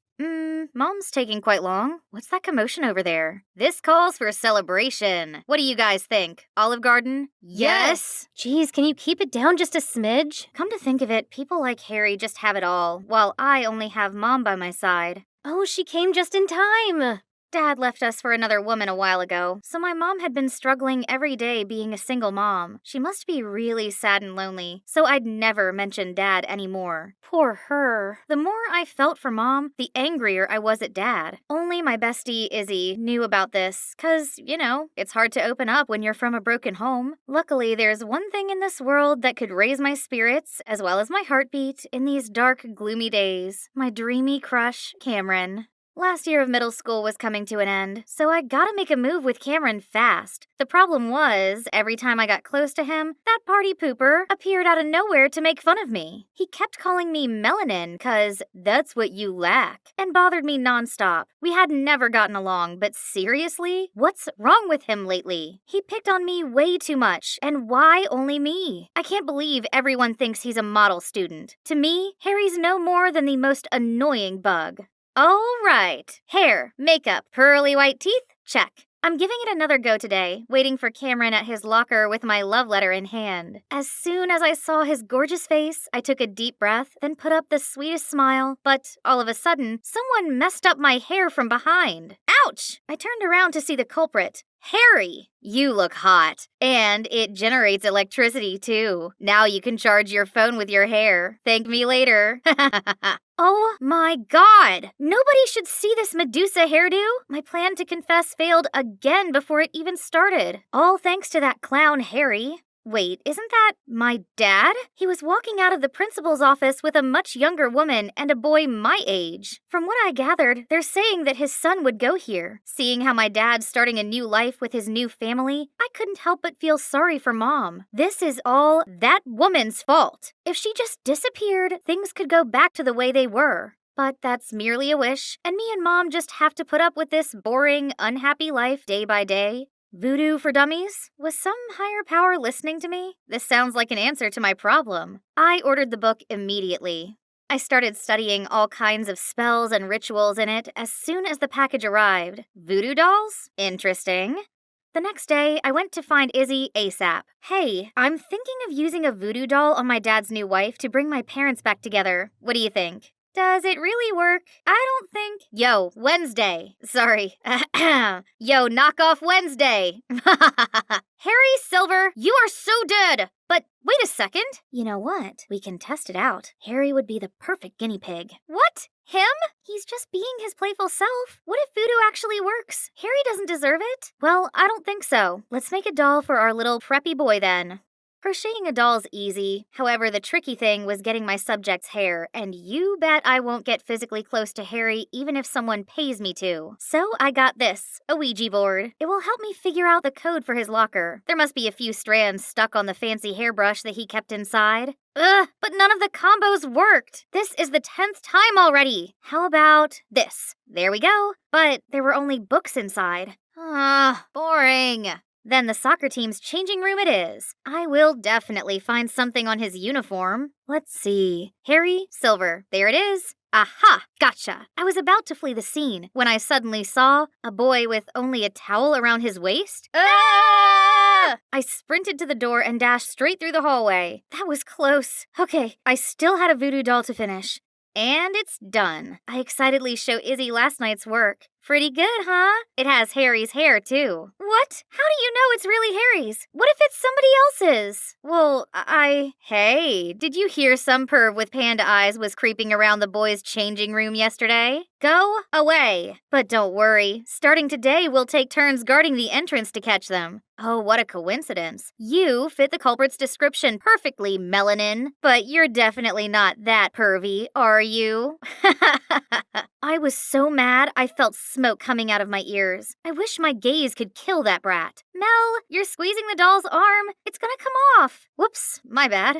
Next time I saw Harry, he had bandages all over his right arm. Hang on, did I do that? Feeling guilty and curious, I approached him. Hey, what's wrong with your arm? It's been in pain since yesterday for no reason. My doctor said nothing's wrong, but I kept feeling like someone's squeezing it really hard. Ugh, there it goes again. Oh, spooky. It means the doll is truly magical. I immediately came running to tell Izzy, and of course, she was shocked too. But hold up, nosy Artie? How long has he been standing here? This guy clearly had heard everything. He kept reaching for my doll. No way. He'd tell the whole school about it. Then suddenly, Harry sat down next to me. Melanie, my arm hurts. Feed me. What's he pulling now? Can't he see I'm in the middle of something? Right at that moment, Artie snatched my doll. Leave it to me. No, Artie, no! Not with milk in his mouth. Oops, sorry, I felt so nauseous all of a sudden. That was more than enough to make all of us firm believers. But maybe I should stop. I do feel guilty for dragging Harry into this. That afternoon, when I was about to throw the doll in the trash can, I saw Cameron walk towards me. Did Christmas come early? Hey, I was wondering if you're... Yes, I've been waiting so long for this day. An occultist? What? I mean, Artie was going off about a voodoo doll of yours, so I thought you might know a thing or two about love spells. But if that's not true, I'm sorry. What do you need a love spell for? Then he revealed he wanted to put a spell on his crush, Regina. So all this time, I had no chance with him at all? But hey, a love spell sounds like a brilliant idea. It could ensure my parents' reunion too. Sure thing, but I'll need your hair as well as Regina's. Also, some of your personal items for the spell to work. Obviously, I'll use his stuff, but in a love spell for me. And you know what I gave him? It's all junk with some of my poodle's fur. A few days later, I found a gift box in my locker from Cameron. My spell worked! I'm about to have a boyfriend and reunite my family. But before I could carry out that long-awaited plan, Artie came to me with a difficult request, making a voodoo doll of Brad, some transfer student who already established himself as a vicious tough guy. That sounds dangerous, and I already promised myself not to use voodoo anymore. Don't believe me? See for yourself. Then I followed him and witnessed another student being picked on by a much bigger guy. Hey, isn't he Dad's stepson? Okay, this Brad guy deserves it. So I agreed to help Artie. The next day, I approached Brad after class where he usually messed with other students. I managed to sneak up behind him and get one strand of hair. Oh no, busted! I quickly put the hair in the doll. This better work. Come on! Why isn't it working? And why now? Pesky little thing. Stop! I know those voices. Thank goodness. Touch her and you'll regret it. Yeah, we'll call the police. Brad just scoffed and left. Phew, what are you both doing here? And Harry, I thought your arm hurt. Then Harry and Izzy finally told me that voodoo had never been effective. Izzy knew that Harry only picked on me because he liked me? That's why she tried to stop me from using voodoo on him. But she couldn't, so she then told Harry everything. To be honest, I found your attempts quite amusing, so I acted like they were successful to humor you and myself. I was gonna stop though, but when you were being sweet to me and asked about my arm, I decided to keep it up. Oh my god! My bestie had been friends with my mortal enemy all along. Behind my back? Am I a joke to you? Why are you here? To make fun of me even more than you already did? Because I got worried when I heard you're going after Brad. Melanie, you're the smartest girl in school. I don't understand why you're doing all these dumb gimmicks. Yeah, you've been acting strange lately. Since when are you superstitious? What other choice do I have? Voodoo or at whatever cost? I need to get my parents back together, and that punk Brad is my dad's stepson. He deserves whatever comes to him for ruining my life. And you know what else? Both of you get out of my sight for good! Then I stormed off. After that day, I no longer talked to Izzy, and Harry's relentless pestering finally stopped. But honestly, it felt a bit empty without them, especially with the upcoming school field trip. Of course, I'm still coming. Who needs them anyway? This is the chance for Cameron and I to be closer now that we're talking on the regs. It's gonna be the best trip ever. I'd never been the outdoorsy type, but does camping involve this many physical tasks? Almost done. What on earth is that? Isn't he under my love spell already? I mean, he even gave me a present. I was still in shock when Cameron came over to help with the tent. Thank you. No need to. I can't thank you enough. That spell of yours worked wonders. What does he mean by that? Then, out of nowhere, Izzy tapped on my shoulder. I've tried to tell you. Those two have been flirting for a while now. I guess Cameron just needed your spell as a little spiritual push. That means none of these has ever worked? There's absolutely no hope of bringing my family back? Feeling devastated, I burst into tears and ran off. I was running without looking and bumped into Brad? Melanie, right? Just who I want to see. Or should I say, my dear stepsister. Your mama sent you here. Let go of me and piss off! I wonder how pathetic she had to be to have her husband walk out on her. If this was any other time, I would have fought back. But after all that just happened, I've lost all of my will to do anything now. Out of the blue, I saw someone charge at Brad and land a brutal blow on his face. I said I'd make you regret touching her. I had to stop Harry before he messed Brad's face up beyond recognition. It's time we got out of here.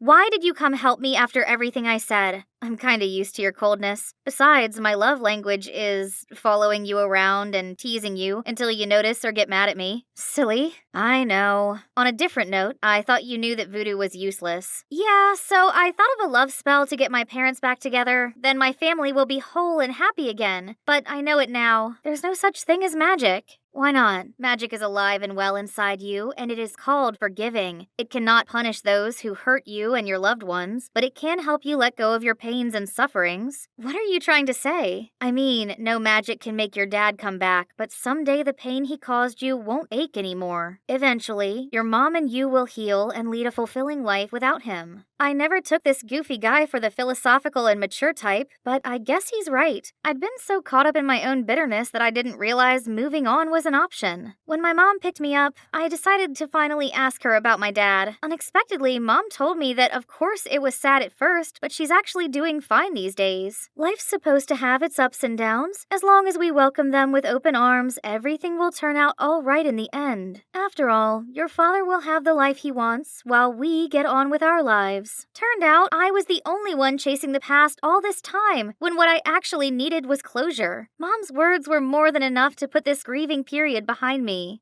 My last year as a middle schooler was quite eventful. Brad was no longer a problem since he got a taste of Harry's fist. Did I mention that we became a trio of best friends? For now, at least. Harry never stopped his shenanigans, but instead of getting annoyed like before, I found him quite adorable and endearing. Oh, just kiss already. Izzy!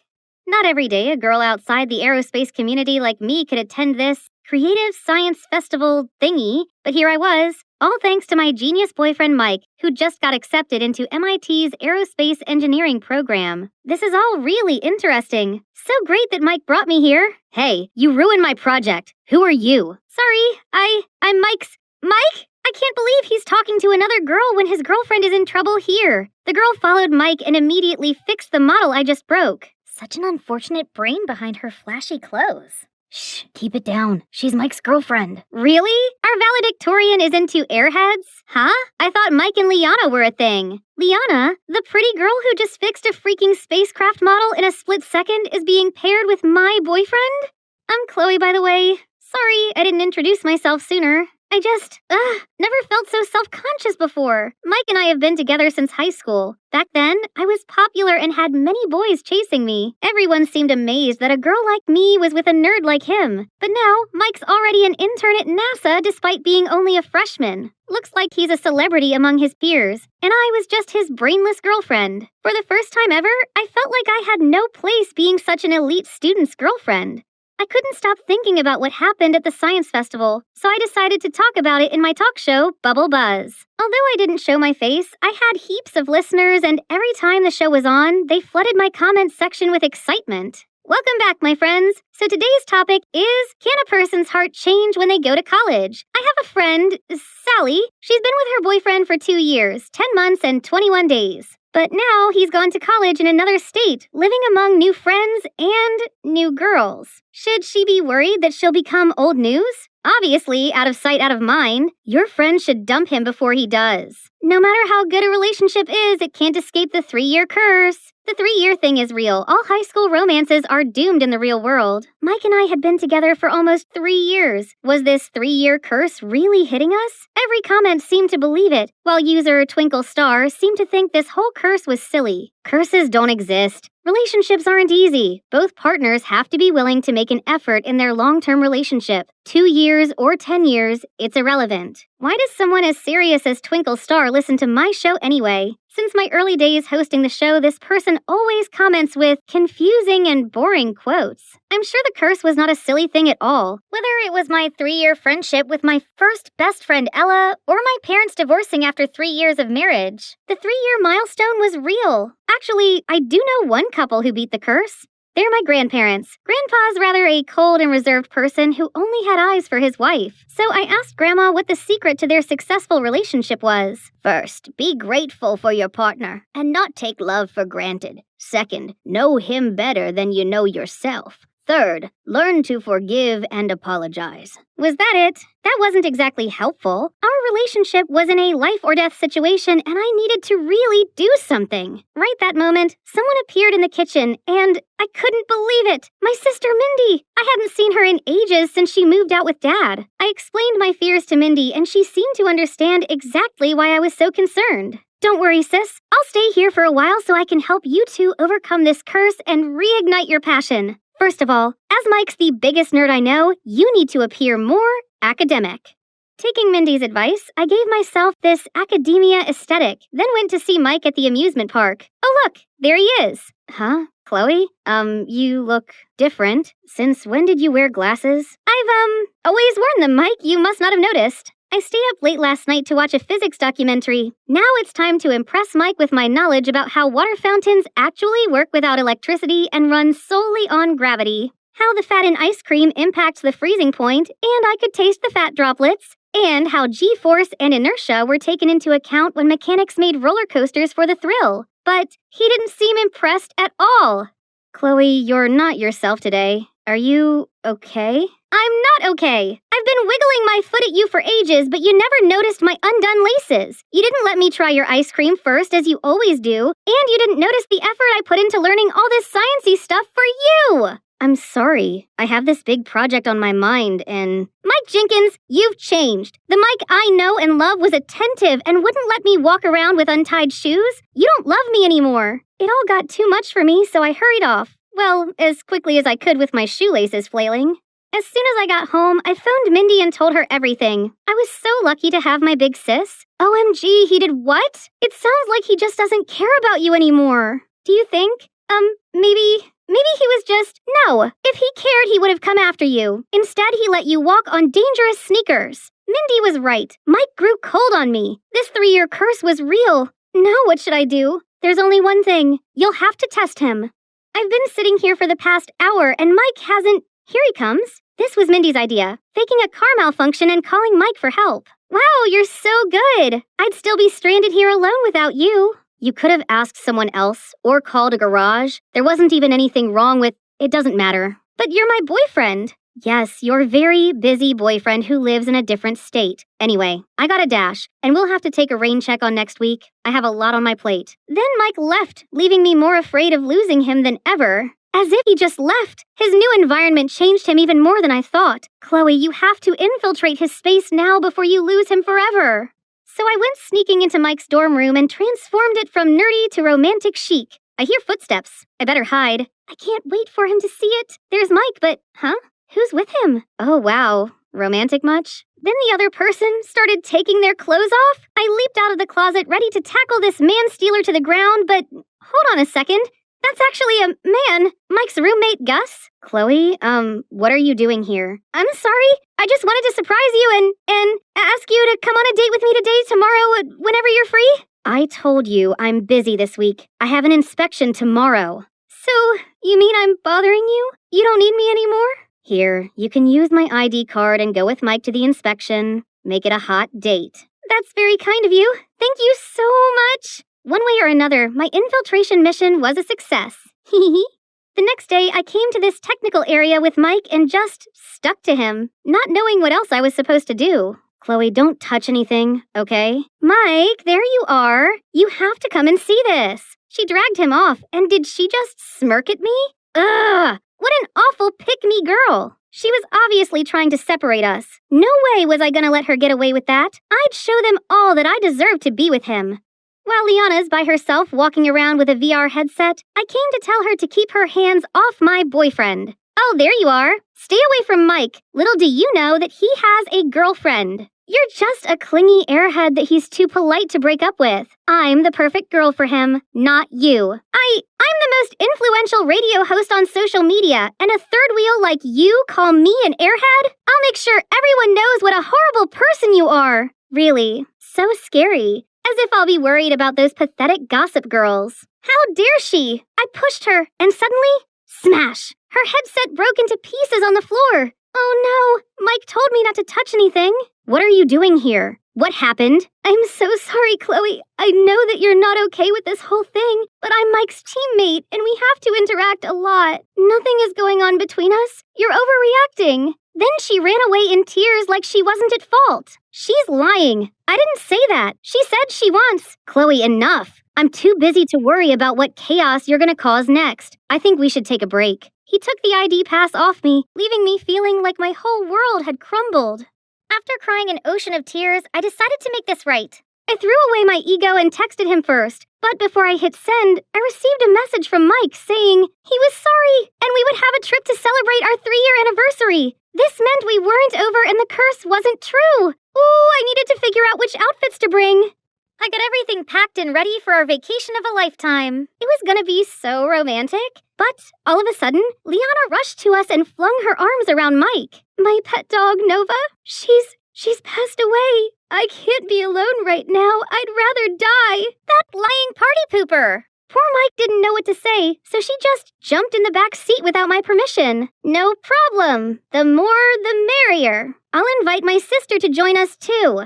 Mindy proved to be super useful, always interjecting whenever Liana approached Mike. But Liana just became more and more shameless. She glued herself to Mike and had the audacity to lie down next to him, like I was invisible, and even ate his ice cream. Worse still, my oblivious boyfriend didn't seem bothered at all. She's more cunning than I thought. You need to step up your game.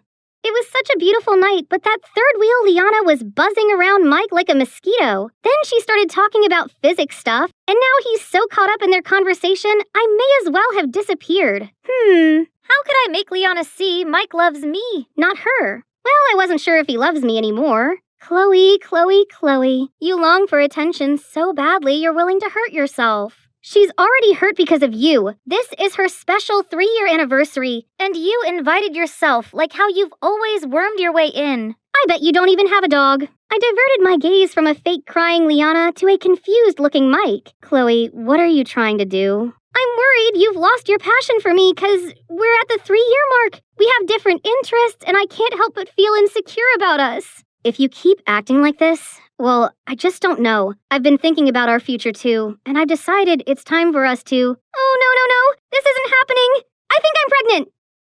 We got back 2 days ago, and Mike still hadn't contacted me. This curse had caught up with me, and I lost him for good. I just wish I hadn't lied about the baby. Then maybe our breakup wouldn't have been so awkward. This called for retail therapy. I stepped outside and saw Mike with a massive suitcase. Chloe, I've abandoned the project and dropped out of college. I'm going to take care of you. Both of you. Mike scurried around the house to make it pregnant woman friendly. He threw out all junk food, coffee, and even mayonnaise. Also, my high heels were packed away, and Mozart was played everywhere in the house. Apparently, it'll make the baby a genius. We were going to have the perfect, happy family life. But when I went to my room to get my laptop for my next radio show, I couldn't find it anywhere. I asked Mike and he said, I packed it up with your high heels, makeup, books, and put them all in storage. You don't need any distractions. Just me, you, and the baby from now on. No more radio, studying, or friends. We can have a bunch of kids and grow old in this house. What? This wasn't what I wanted. Neither of us should have boring, unfulfilling lives or give up our dreams, right? I might not have my laptop, but I still had my phone. Welcome back. Today's topic is my friend Sally, again. She lied about being pregnant so her boyfriend wouldn't leave her. Should she keep lying or tell the truth? This time, Twinkle Star appeared again. I know she's always been a brave girl who isn't afraid of admitting her own faults and correcting her mistakes. She should tell her boyfriend the truth and explain how much she loves him. Sounds oddly specific. Who's this person? Actually, Bubble Buzz, we know each other. Before I could ask him anything else, Twinkle Star went offline. Whoever that was, I think they were right. So I went downstairs to talk to Mike, only he wasn't there. Instead, Mindy jumped out of nowhere holding a pregnancy test and a bottle of Coke. I just need to dunk this in here and the plus sign will show up clear as day in case Mike has any doubt about the baby. No need to. I'm going to tell him the truth. Are you sure about that? What if Mike gets mad? I stopped and thought about it. No, as scary as it was, I couldn't do this anymore. I was looking out for Mike by telling him the truth. Where was he? He had to be around here somewhere. Liana, why was she here with Mike? Mike, I'm sorry, but Chloe's not pregnant. She admitted on her radio show. You deserve to be with someone who wouldn't make up such awful lies. Someone like me. Oh no! I lost the chance to tell him firsthand. Now Mike would never talk to me ever again. Chloe, wait! I couldn't turn around and bear the disappointment in his eyes. I couldn't blame anyone, any third wheel or curse for destroying my relationship. Hey there, I know this is an unscheduled show, but I wanted to talk to y'all. That girl I talked about yesterday, Sally, well, she's me. I faked being pregnant to keep my relationship, but my boyfriend hates me now. I was so terrified of this 3-year curse that I became this jealous monster. Mike even dropped out because of me. I'm so selfish for expecting him to spend every minute of his day with me. He needs his own life too. We both do. It's the time apart that makes our time together more exciting, and our love more passionate. Now we've broken up and it's all my fault. I stopped to catch my breath. Who told you I wanted to break up? Didn't you say you thought carefully about our future and made a decision? You know what? After all your silly shenanigans, including faking your pregnancy, I'm still madly in love with you. So the decision I made was, Chloe Ruth Evanson, you're crazy, kooky, and one of a kind. I can't stand the thought of not having you in my life. Will you marry me? Yes? But, Mike, after our engagement, you should continue your studies, projects, internship, and whatnot. You don't have to stay by my side all the time. What? I thought you'd like that. We can be together all day and make enough babies for a soccer team, right? Relax, I'm just kidding. I knew you were lying about the baby all along. Your grandpa told me. Turns out, Twinkle Star was none other than my grandpa, who saw that I needed some guidance and tried to give me objective advice. Mike only went along with the lie to tease me. Who knew my nerdy boyfriend could be so playful? Or should I say, my fiancé? Hi, I'm Aubrey, a super smart girl with an IQ of 200, and you should be ready for my mind-blowing story. Before I continue, please like and subscribe. I grew up in a small village in the countryside where people farm for a living. My family struggled to put food on the table, so I could only attend a monastery school. But since childhood, I've always been kind of different. The system is crashing. Please wait for a moment. The chicken is $15.55 minus 15%. Cereal is $2.49. Potatoes, laundry detergent. So the total comes to $64.85 with the discounts and tax included. Mom soon realized I was a gifted child, so she helped me skip some grades, and by the age of 5, I was already doing secondary school math. I always topped my classes, and other students would bribe me with candies to ask for help with their homework.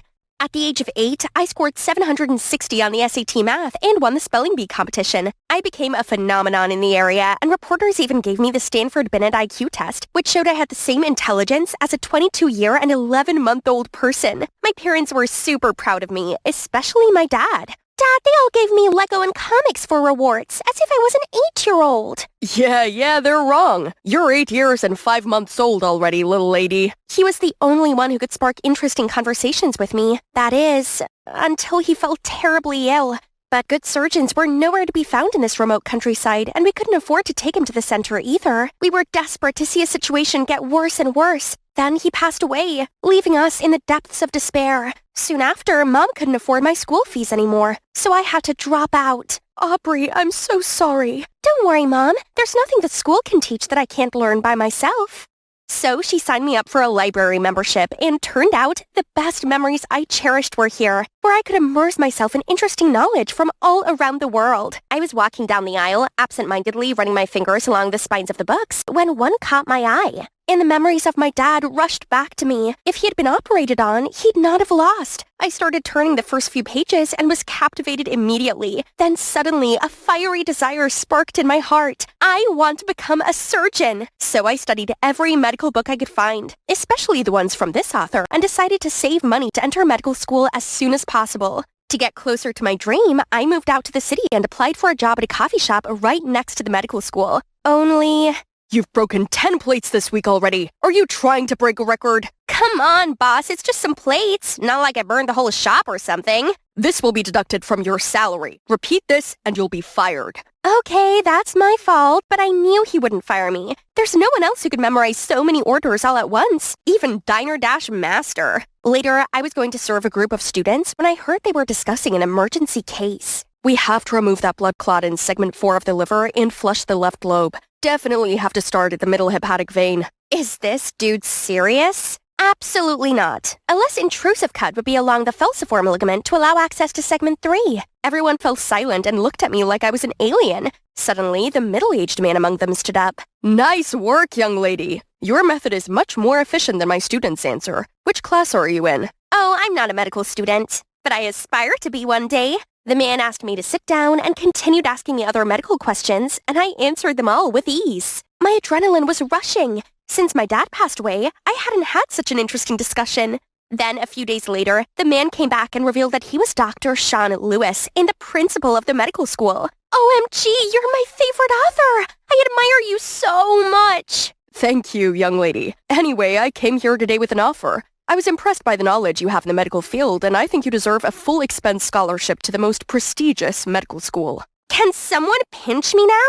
This was truly a blessing from heaven that I would definitely not let slip away. Here comes my first day.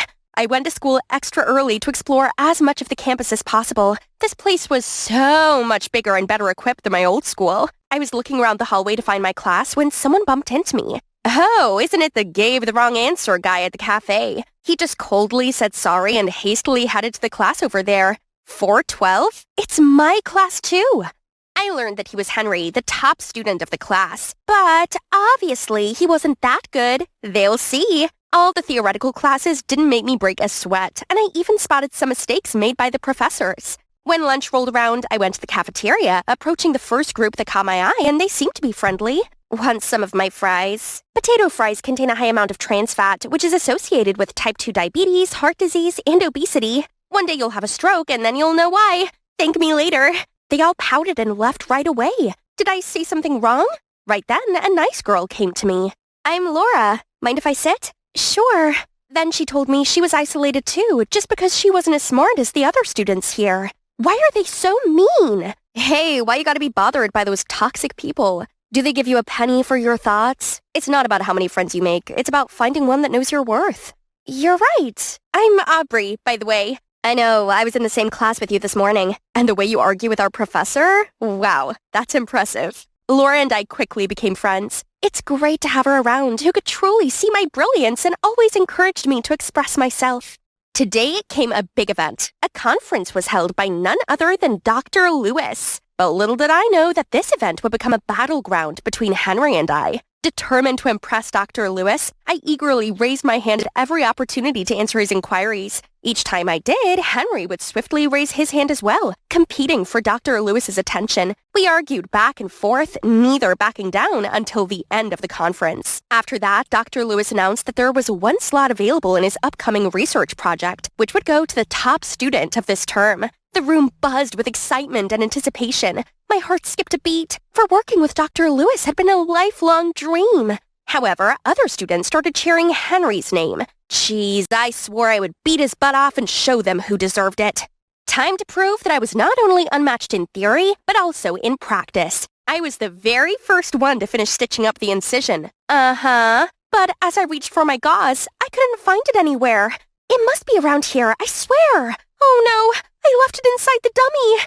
Okay, this time must be better. How hard could it be to use this defibrillator?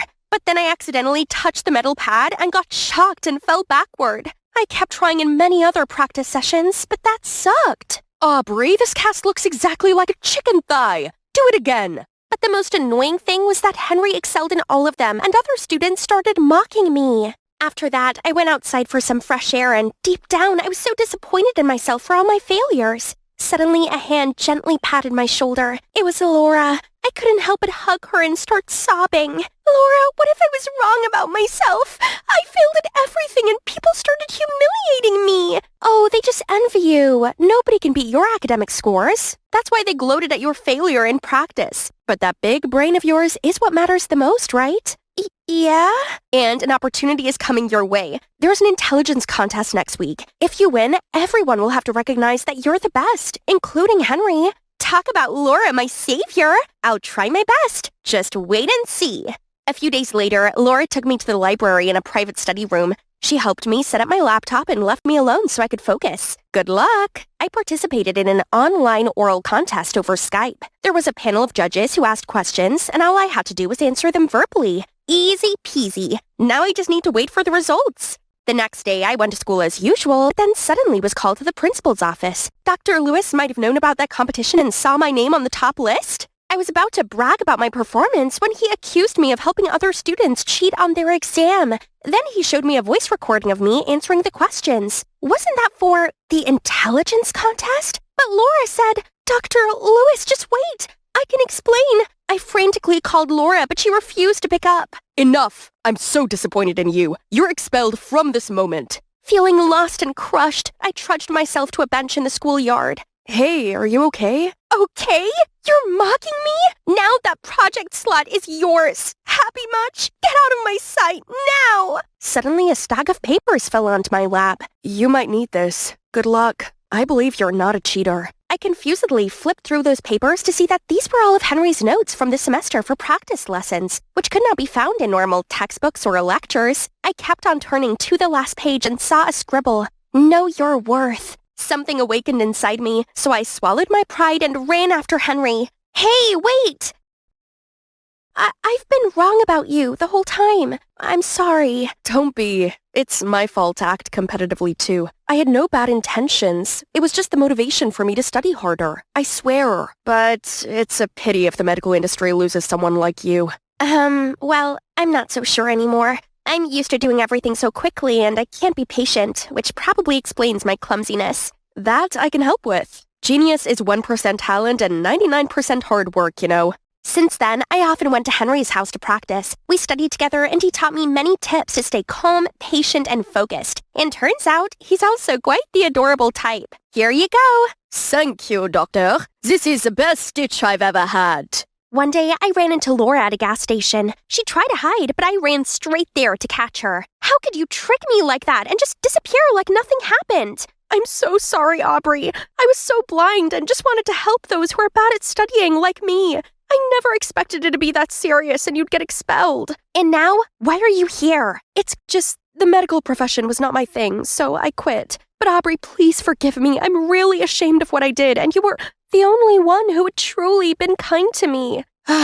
Only when you set things straight and confess everything to Dr. Lewis. But even so, there isn't a likely chance we'll be friends again.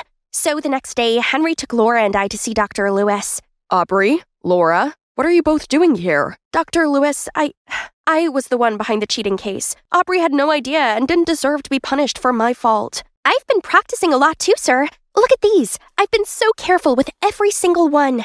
Aubrey has also helped me a lot on our project. I hope you can forgive her and grant her another chance. Dr. Lewis looked quite satisfied, but then he suddenly turned pensive and shook his head. Medical school is not where people can freely join and leave. A doctor needs an extra sharp mind and can't be fooled as easily as you were. I'm sorry, Aubrey, but you're not qualified. My heart sank to my toes, and I locked myself inside my apartment for the next couple of days.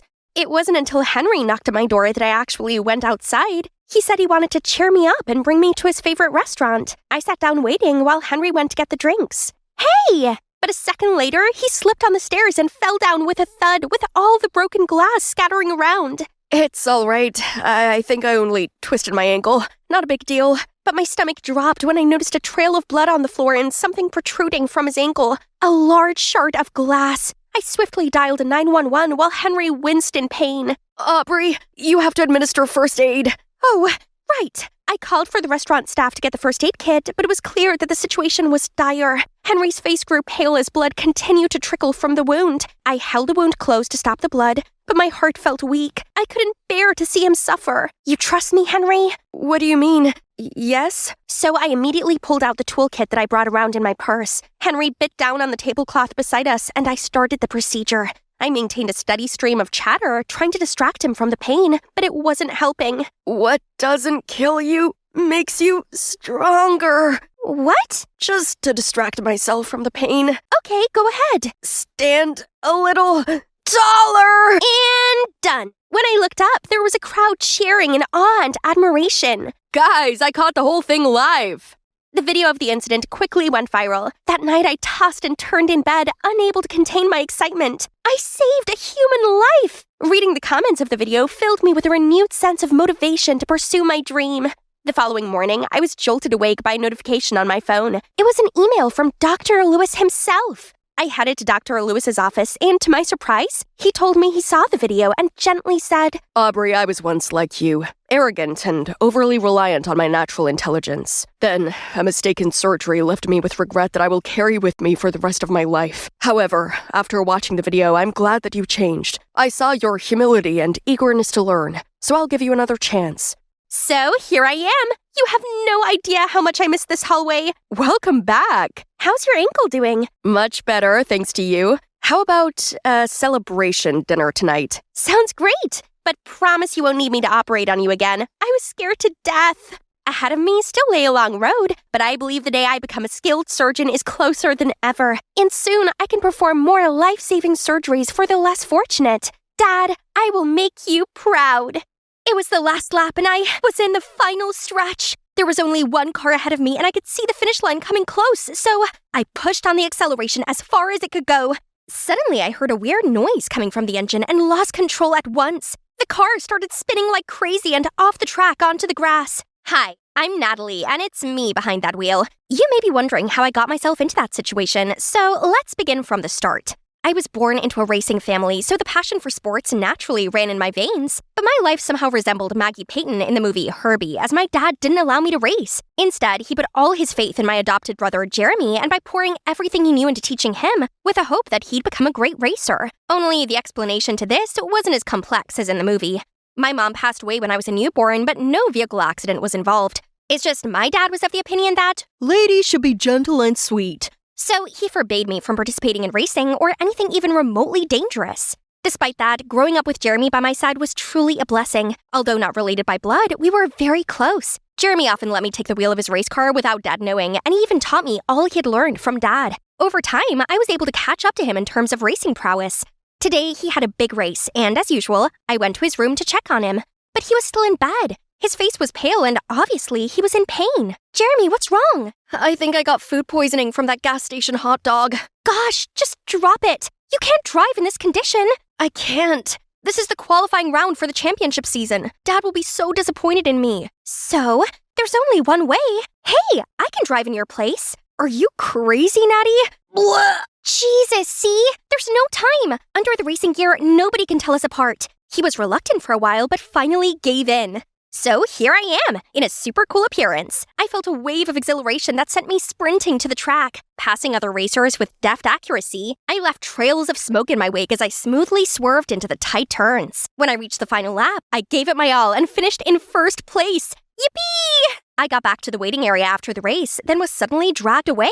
Hey, Jeremy's here. I'm all right now. Just want to make sure you made it out okay. Congrats on first place. Thank you. Now switch clothes with me. They need to see your face on the podium. As Jeremy raised up the trophy, I couldn't help but imagine myself in his place, overcome with happiness. That evening, the race was replayed on TV. Jeremy, your style is different today. You finally understood how to drive more freely. I've always said you have potential, yet you don't have the guts to shatter limitations. But if you keep racing like that, we may need to get you another trophy shelf.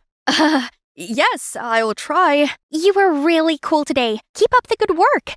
After that race, I still felt the electric rush lingering in my bones. So I asked Jeremy to let me keep taking his place. Enough, Natty. Last time I did it as a last resort. You don't really want to be a racer anyway. Let me help you. In the meantime, you can focus on your passion. Seeing him hesitate, I continued. If you're afraid of being caught, just be there at all times so we can swap back whenever we need to. Jeremy's Jeremy. Couldn't say no to my puppy eyes. After that, I wore Jeremy's racing suit and entered all of his competitions. During that time, Jeremy would covertly hide among the crowd and wait. Oh, did I mention that my brother is a huge crochet fanatic? He even runs an Etsy business stocked with incredible pieces he made all by himself. Things were going kind of smoothly, but public practice was out of the question because we had to keep this a secret from Dad. So Jeremy's plan was for me to pretend to be dating the team mechanic, Royce, also his best friend. This would give me an excuse to go to the track on a regular basis to practice. The following day, Jeremy took me to meet Royce, and luckily he was so friendly and agreed to assist us right away.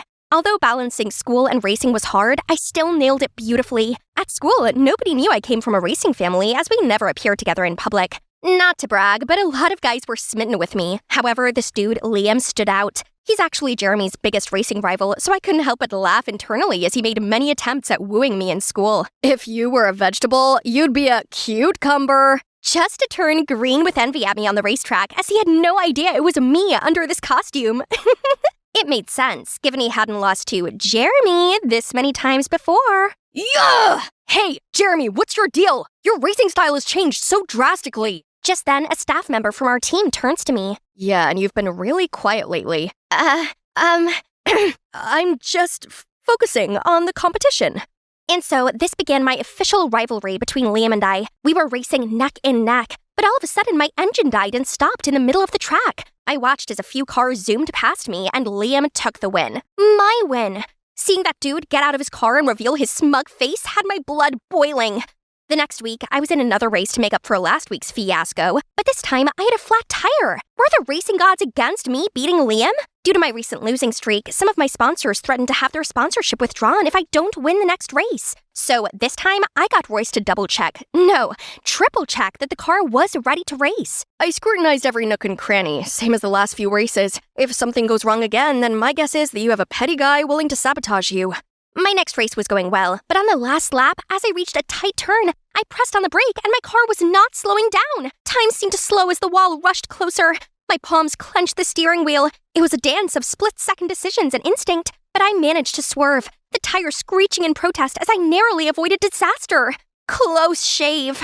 I looked over to the finish line and saw that Liam had once again secured first place. He was definitely behind this. So I quickly got changed and barged into Liam's waiting room to confront him. Oh, my angel! What are you doing in this fiery battlefield? It's you who played tricks on my brother, right? Spit it out! Your brother? Who? Jeremy Wilson? You sabotaged someone else's car too, or what? What are you talking about? Drop the act. You're the one who benefits the most if my brother loses. Recently, his car kept breaking down. This can't be a coincidence. It just seems like luck is on my side. See, the girl I like also happens to come from a famous racing family. We're a match made in heaven. How can you be so casual about this? Don't you know how dangerous it is to drive with broken brakes? If not for my driving skills, I would have been injured. Wait, your driving skills? Were you the one driving the car? I mean, my brother. Oh my god, it's you! I knew something's off lately. Watch your tongue. I didn't say anything. Focus on the actual conversation. You either confess to the crime, or I will investigate and expose your true face to the whole world. Mark my words. I couldn't believe I just let my secret slip to my biggest rival. If Jeremy knew this, he'd definitely tell me to quit racing. So after a sleepless night, I decided to meet Liam for a proper talk, but he found me first. Are you Google? 'Cause you have everything I'm searching for. Stop messing around. I'm not done with you yet. The you broke my car case? I had no idea about it, I swear. I'm competitive, but not that low. But isn't it normal for a car to suddenly break down sometimes? Put that aside. Anyway, have you told anyone about my identity yet? No, but what's up with that? I want you to keep your mouth shut. So let's make a deal. What do you want? Except for a date like in some sappy rom-coms, of course. Then nothing. Just don't avoid me anymore. And tell me why you have to disguise as your brother. That's none of your business. All right, then I'll ask someone else. Fine. Just promise you won't tell anyone. Then I told Liam everything. And since that day, he had officially become my shadow, no matter at school or on the track. I need to complain to Spotify for not naming you this week's hottest single. Oh wow, they really look cute together. Even though they're competitors, love always wins. And that's how we accidentally became a gay couple in the racing scene. At first, I found Liam very annoying, but soon I realized his great passion for racing matched my own, and his insights into the racing world were unexpectedly captivating. I found myself opening up to Liam, sharing my thoughts and feelings with ease, and somehow felt happy around him. But the mystery around my broken car hadn't unfolded, so I couldn't let my guard down. And here comes the last qualifying match before the championships. My dad was also here today to motivate everyone. I was so nervous, yet still had to act lovey-dovey with Royce in front of Dad. Obviously, Liam wasn't happy about that. He kept coming in between us, even though he knew we were just pretending. Natalie, focus! I couldn't stand to keep my secret any longer. So I gotta carry the day to prove myself, then reveal the truth to him and race under my own identity. I turned on the engine's full power and felt its huge force as I raced. My helmet fought the wind, and the air surge was like a thrilling symphony. It was the last lap, and I was in the final stretch. There was only one car ahead of me, Liam's car, and I could see the finish line coming close. So I pushed on the acceleration as far as it could go. As I raced past him, I was both precise and fast. My heart pounded in my chest, and I could feel an adrenaline rush through my body. Suddenly, a strange sound came from my car, and I lost control at once. The car started spinning like crazy and off the track onto the grass. I was dizzy, but lucky enough, not a scratch. As I came to, the first person I saw was Liam? He dropped everything just to check that I was okay. He took me to my pit stop, where my teammates rushed over to support. Suddenly, my dad appeared. I was panicking, and I didn't know where to go or hide when... Natalie, no need to hide anymore. I already know. How? That doesn't matter. Look at you. What a mess. I just wanted to prove to you that I can do it. This is my passion. Why do you always stop me? Your passion? You mean falling off the track? You just ignored all the times I'd won first place. You're a terrible, selfish, evil father who has no love for your children and always forces others to do this, do that. People don't respect you because they want to. Everyone only listens to you because they're afraid of you, just like me and Jeremy. Just then, Dad slapped me hard across the cheek. I stumbled back and fell onto Liam. It was you, wasn't it? I'm sorry. I just couldn't watch you get yourself in danger anymore. Meeting you is my entire life's greatest regret. Before anyone could see me cry, I ran away. I have nothing left. No one understands me. No one. I lay there in my room, consumed by a cloud of gloom after Dad's week-long grounding. Suddenly, a pebble knocked at my window. It was Liam. He was trying to throw a rope up to me. After a moment of hesitation, I finally climbed down. I'm sorry I went behind your back. I didn't know your dad would go that far. I care about you and just want you to be safe. But now I realize the way to do that is to find the true culprit who vandalized your car. Liam's apology felt really sincere. Look at him. I couldn't stay mad forever. The last time you raced, you never left your car's side. The pre-checks are where we need to look into. Are you sure you can fully trust this Royce guy? He's my brother's best friend. Why would he sabotage me? You're just being subjective. Suddenly, a memory resurfaced in me. Last week, I saw Royce lingering around the car for longer than the usual inspection. He told me that I need a new head gasket or else I wouldn't be able to accelerate without blowing the engine. Now, when I think of it, it seems kind of fishy. So we rushed to Royce's shop immediately. Natalie, what are you doing here? I'm sorry to hear things have been rough between you and your dad. But you're not sorry for almost taking my life? What are you talking about? Cut the act. I've got all the evidence against you. What evidence? Shut up. I have CCTV footage of your criminal acts. If I give it to the racing committee, you'll be out for good. What do you think? My hands were trembling as I hoped that Royce couldn't see through my bluff. But shockingly, Royce's face went pale and he crumbled to the ground. All right, Natalie, it's me. But I didn't mean to hurt you. I just want to help Jeremy. How does that help Jeremy? Actually, I have a crush on him, and Jeremy confided in me once. I don't know what to do. I love Natalie very much, but I always feel self-conscious in front of her. I'm just an adopted child. Becoming a racer is all that my dad wishes for me. If I stop racing, he won't love me anymore. Meanwhile, Natalie's far better than me from the beginning. If Dad finds out I'm such a loser, he will disown me. Jeremy, my poor brother. I just wanted to scare you into not racing. Everything I did to your car was carefully deliberated beforehand so that you wouldn't get hurt. I'm sorry. I'll find a way to fix everything. I got home later that night, only to hear arguing from the living room. What you did to Natalie was unfair. You kept her from doing what she loves, just like me. I've never dared to admit this, but now, Dad, racing isn't my passion. This is. What? But you find it too girly, right? Actually, I just race to please you, and only this simple thing makes me happy. Unable to stand by, I interjected, revealing how Jeremy was living in so much fear among his own family. They were shocked for a moment. Then Dad said, Jeremy, it's all my fault to put so much pressure on you and make you feel like you weren't loved enough. You're always my son, no matter if you choose racing or not. And Natalie, I'm sorry for hitting you. The pain on your cheek may have gone, but still lingers in my hand. I just didn't want to risk losing you. I never told you this, but when your mother was pregnant with you, she got sick, and I could have lost both of you when she went into labor. Ever since that day, I swore to keep you safe, alive, and healthy. Dad, I love you, but I love racing too. I hope that I can count on your support on the track. Then I revealed that Royce was the one who sabotaged my car. They were both shocked and furious, especially Jeremy. But after being told the full story, they decided to forgive Royce as he showed his remorse by confessing his crime and was temporarily suspended. We had not seen him since then. True compassion lies not only in caring for someone, but also in caring for them in the right way. Misguided intentions can unintentionally sow the seeds of unintended consequences. Finally, I could officially join the race using my own name. Dad came to see me today as well. He seemed quite concerned, but encouraged me anyway. Suddenly, Liam approached me. If I win this time, fair and square, would you go on a date with me? You have no chance to win, but a date? You earned it.